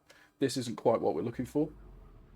It does technically have platinum as a surface deposit, but you'll need an abrasion miner for that, and it's a bit more core minery, and this isn't really what we're looking for. We're kind of primarily doing laser mining right now, so we'll ignore that. Ah, this is good. Right. We are currently being scanned by pirates. Right? Yeah, that limpet's gone. It's expired. Every time you do this, it expires. Which is why the more cargo hold and the more limpets, the better. And you can never have too many limpets. So we are currently being scanned by a pirate right now. He's probably wanted. More than likely. Yeah, there we go. He's wanted. However, we have nothing in our cargo hold right now. So for him, he's just gone, well, you've got nothing, you're not even worth blowing up, and he's buggered off, right? When you come into any of these sites, any hotspots, any resource places, basically anything like that, resource works slightly different, but any hotspots, there is a 90% chance that a pirate will spawn, right? So for the first 3 minutes, you don't do any mining at all. You wait for the pirate to spawn, if it will, and then he's going to come over, he's going to see whether or not you've got anything of value, and then if you haven't, he's going to bugger off, and then that's it. They're not going to come back, right? So now you're good to do whatever you want, right? If you log out and log back in, that will happen again, and if you've got a cargo hold full of stuff, he's going to try and take it from you, either by blowing up your cargo hatch, or he's just going to blow your ship up, or he's going to ask you to drop some materials. So, wow, this thing's quick. It's been a while since I've flown one of these. So next up, find another rock, fire a prospector limpet. Select the prospector limpet while it's in the air, and we'll see what it gives you. We're currently looking for platinum, but there you go, platinum. So it's only 11%, so you're going to get more indite and gallite than platinum, but sod it. I mean, it's platinum, right? So let's bring out the mining laser. Let's get close enough to the rock, kill the speed, open your cargo scoop, and then we will dump the contents of our collectors out. Like that. So you've got 3 of them. You're not selecting anything currently, and then you're going to mine.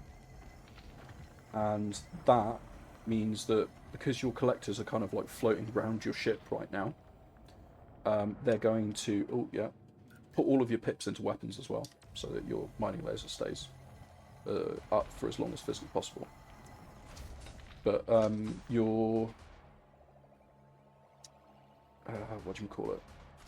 Your collectors are just going to carry on trying to pick stuff up and bring it back to your cargo hold for as long as they currently live for.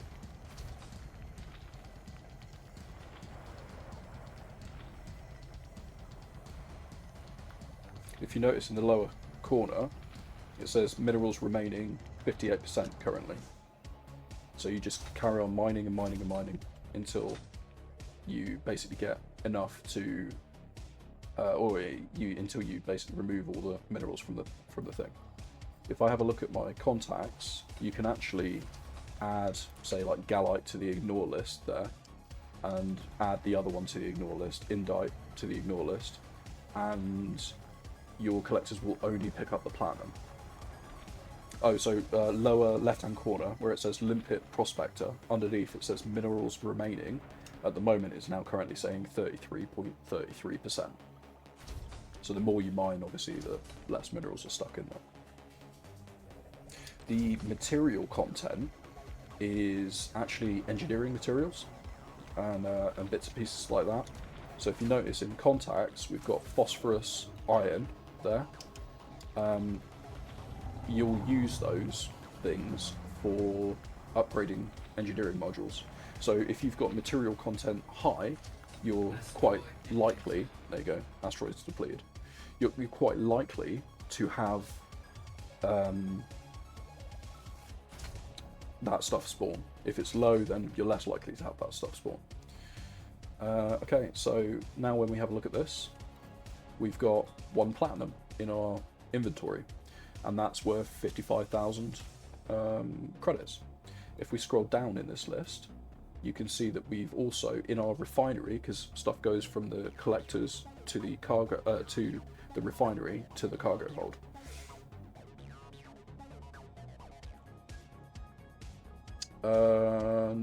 No, the COVAS, your computer will basically say cargo hold full when you are full, but without coming in here and having a look at your cargo capacity, no, to my knowledge there isn't. And then basically we do exactly the same thing again. And as I said earlier, like, you can remove the shield and increase your cargo hold, and that will increase the amount of limpets you can do, so therefore you'll be out for longer. You can increase your mining laser, increase your core modules, money-wise. All of these things will make this ship better for you. There you go, 25% platinum, banging. And we've already put the Gallite on the ignore list, so in theory, he's going to, our collectors are going to ignore the Gallite. They're only going to pick up the platinum, maximising our value, basically, maximising our money. Be careful about where you orientate yourself. So in reality, I should probably have done this from the top, because this thing's spinning like this, right? And so as a result, if I mine it from up here, top down, the collectors are going to go straight down on top and back up to me. If I mine it from the side, the rock's going to come round, smash into my limpets, and then they're going to die, basically.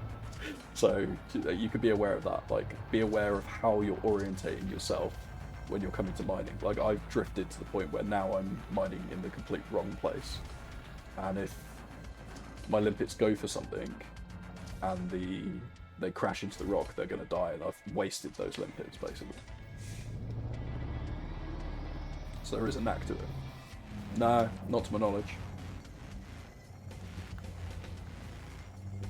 Yeah, I don't think you can do any damage to your own limpets, or at least not to my knowledge. If they blip in and blip out, then, you know, whatever. I've never had one die because of that, that I can think of anyway. So, carry on mining, carry on mining. Limpets still haven't expired. Our collector limpets still haven't expired yet. So, we're making the most out of it. We've got 20% left on this rock.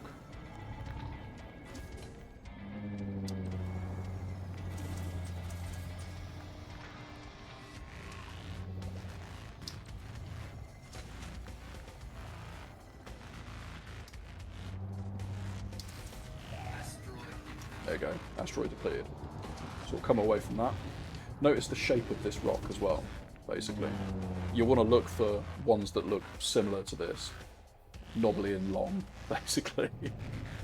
Right, okay, cool. So we're at cargo hold maximum capacity right now. It's not too much of a worry. If we have a look at how much we've got out here, we've got Gallite on the ignore list. We've got 3 fragments of platinum to go. So what we can do is inside our inventory, we go to hopper, and you can go up and down this bit. We don't need the Gallite, so let's get rid of it, basically.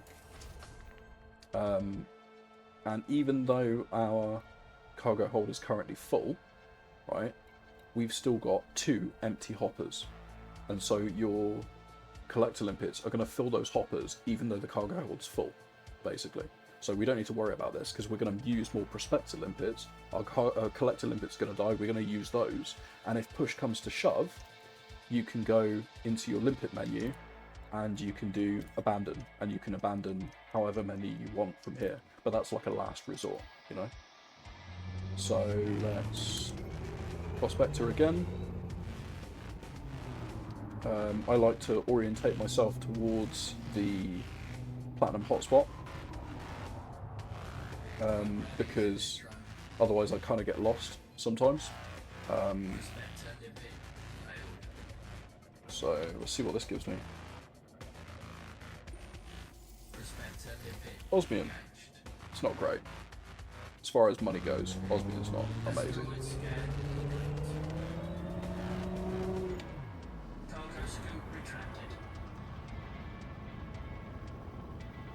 So you shoot the limpets by assigning them a fire group. So at the moment they're on my secondary fire on fire group C. So I can show you what that looks like.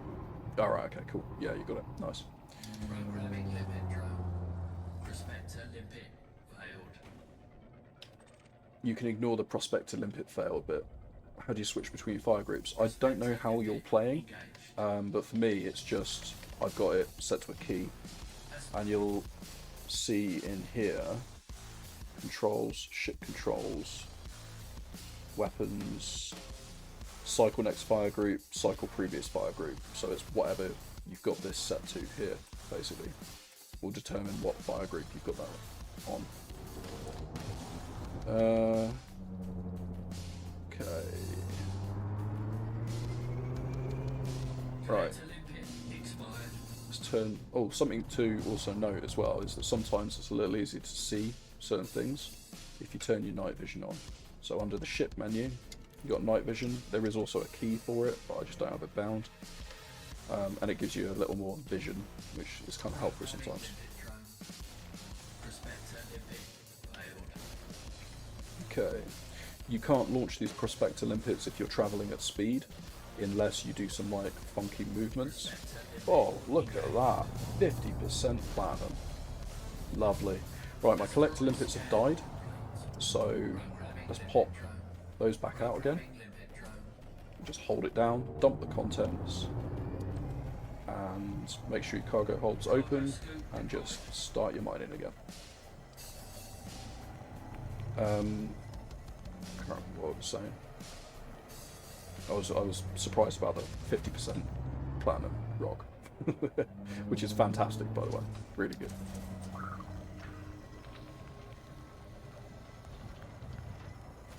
Oh yeah, night vision. Night vision's helpful in rock areas. There is also a flashlight, sorry, headlights on your ship.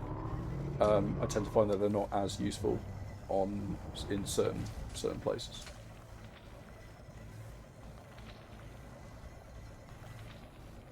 So 60%. That platinum hit my windshield.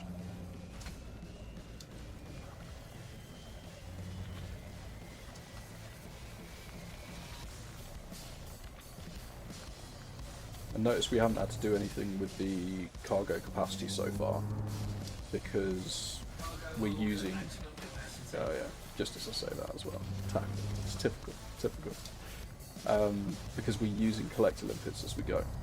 So something to check now is, I guess, how full is our refinery? And we've still got 2 empty bins. So being that we're focusing purely on platinum, that's not a bad thing. Each of these chunks will fill up a portion of that bin. You'll probably get, I don't know, maybe 5 chunks per bin. So it's not a problem, and then we'll use more prospector limpets, and that'll free up some more cargo space, and the cycle continues. I'll tell you what though, having this crappy power plant, it's real slowing down my my ability to just hold down the there we go, just holding down the mining laser. You gotta keep stopping. So that's an argument for upgrading your power plant as well, is the ability to mine continuously, you know.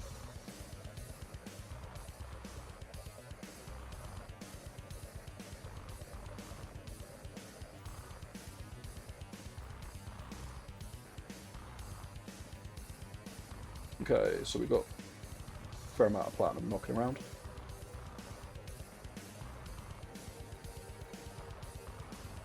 Still got bins empty. Collectors, what are you doing?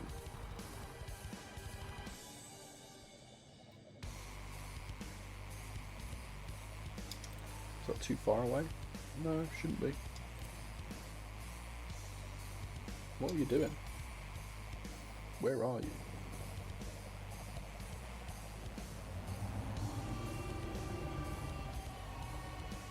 Are they just like glitching out or something? Should be coming towards me right now. Oh, there we go. they're finally catching up. But you can see that the more collectors you got, the better it will be. The faster it will be for you to do this stuff. Because also, this stuff is slowly degrading in space. Right? Very, very slowly. You notice now it's on 40%. So, you'll want a lot of collectors to pick it up as quickly as possible so that it doesn't expire, essentially. Oh, there we go, refinery full. So now at this point, I'm going to say potentially let's get rid of some limpets. We'll get rid of all of them because why not? This will be the last run, basically the last load. It's taken everything out of my refinery, or it should have done, taken the bulk of what we've got out of my refinery, and now has put 16 in there. So this will be just what's in my cargo holds.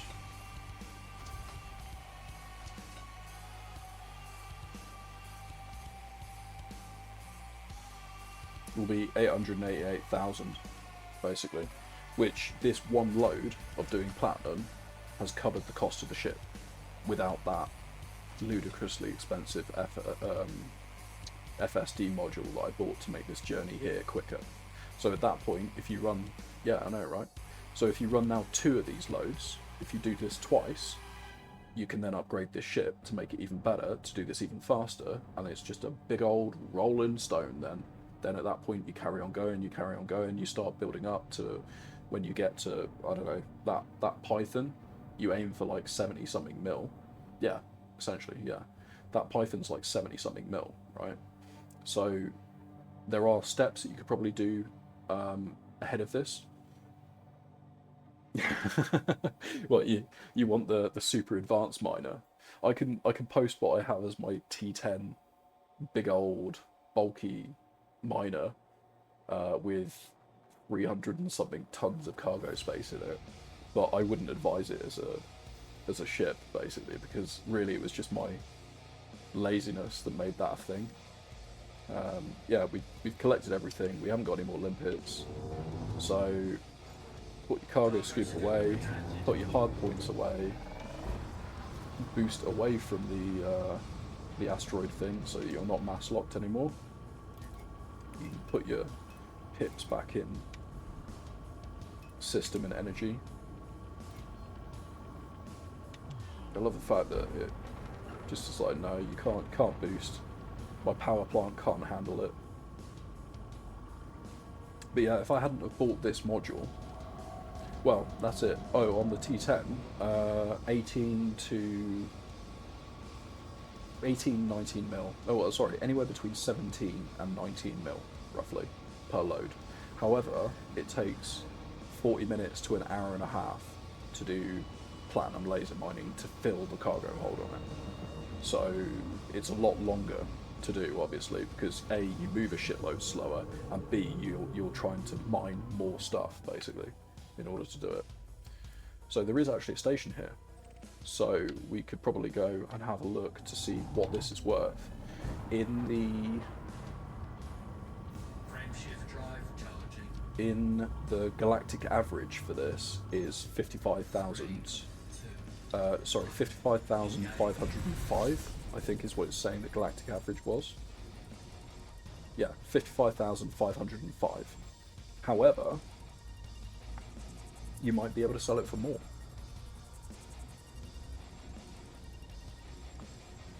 And you can actually check this as well on Inara. I'll just leave this going for a sec. Bring up Inara.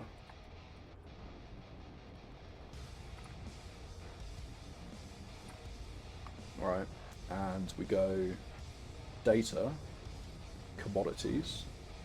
You want to put in where you are, so we are currently at HIP 88739. There we go. And we want to sell platinum, like that.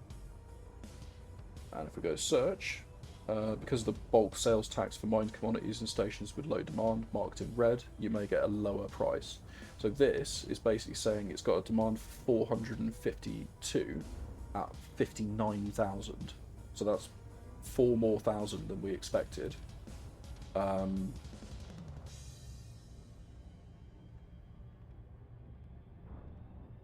that's, I don't know how many jumps away. 7 light years away, basically. So you could actually order this here. This is 50 light years away, so a couple of jumps, but you'll get 219,000 for it. But there's only 85 demand. This was also updated 4 days ago.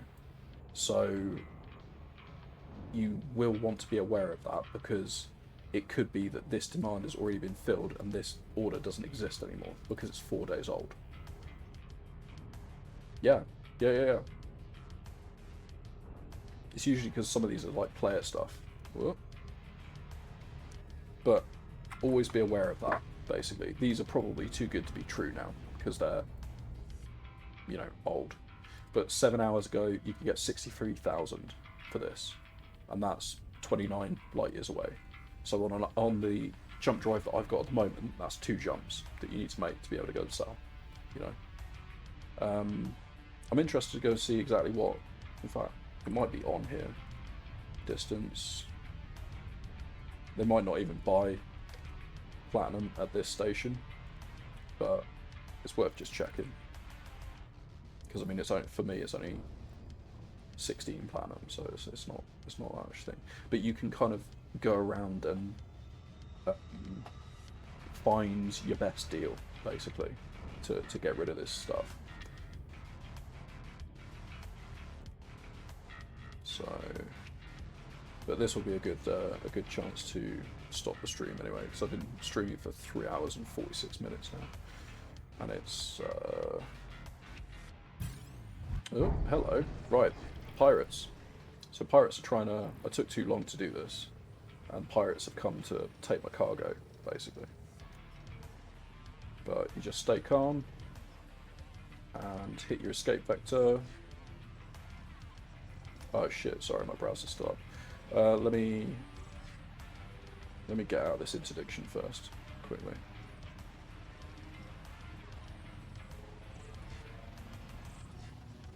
There we go.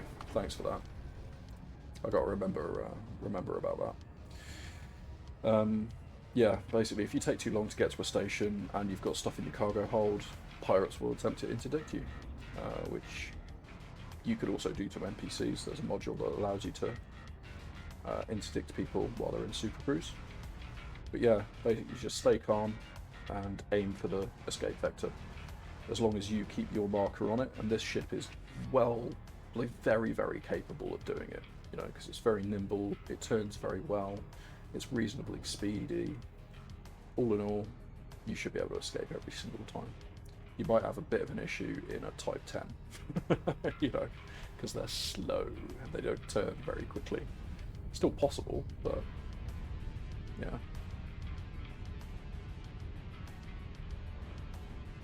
Okay, right.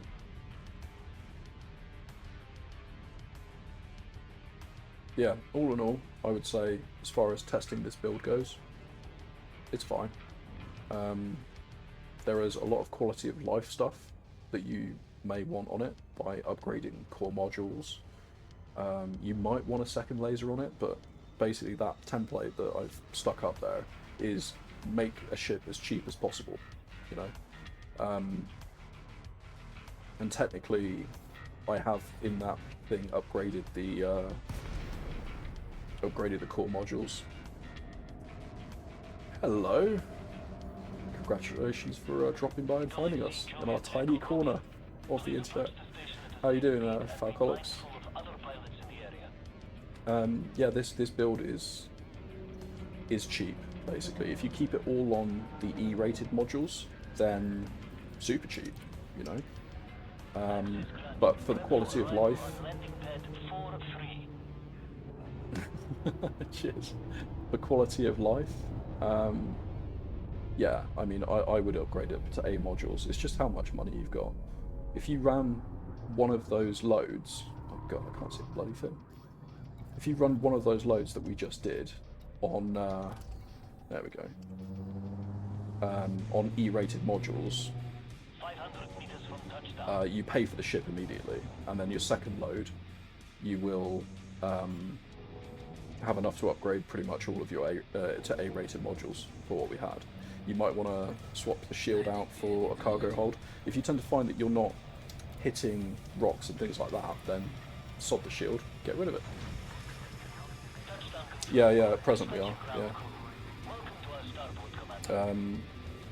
We did some construction for, well, today anyway. I ran some construction for people that come into our stream and ask us to lend a hand shipping materials around.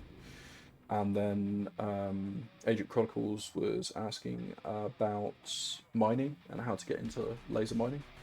So we put together one of the builds that's in the command section of the stream, and yeah, we were testing out, make sure it all works, and show him the best ways of platinum laser mining, for instance.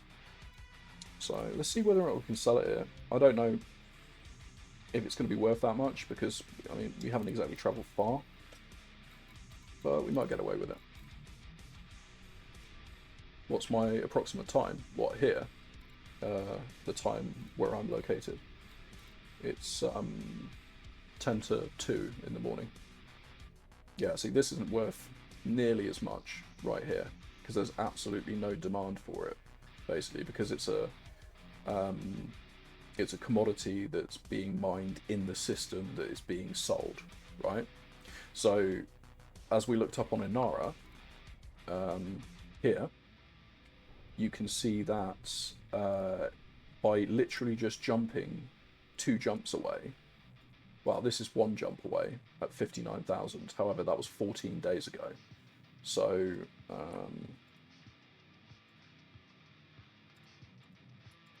okay. You can basically, whoops, that's what I want. So 3 hours ago, and at this, in this ship, that would be 3 jumps or 4 jumps, you can make 63,000. And we know for a fact that there is 63,000 on a price because it was updated 3 hours ago. So you basically do that. That's how this works, essentially. That's the best way of doing this.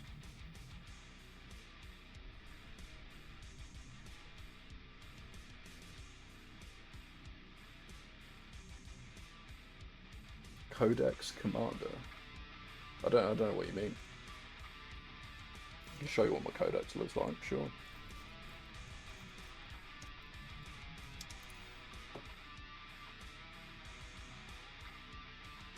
That's alright, Agent Chronicles. That's what no, you know, it's a pain in the butt to kind of get into. There's a lot of like watching streams and reading guides and all that kind of stuff, and sometimes it's just easier if someone shows you, you know. And also on here, oh sorry, yeah, my bad. I keep doing that because I've only just started using Inara. Basically, I've only just started using Inara for on the stream to show people how it works, and using browser tools to show people like the best way of potentially finding information. And I keep forgetting that it's up on stream, so I just basically do that every single time. So yeah, thanks for the reminder, guys.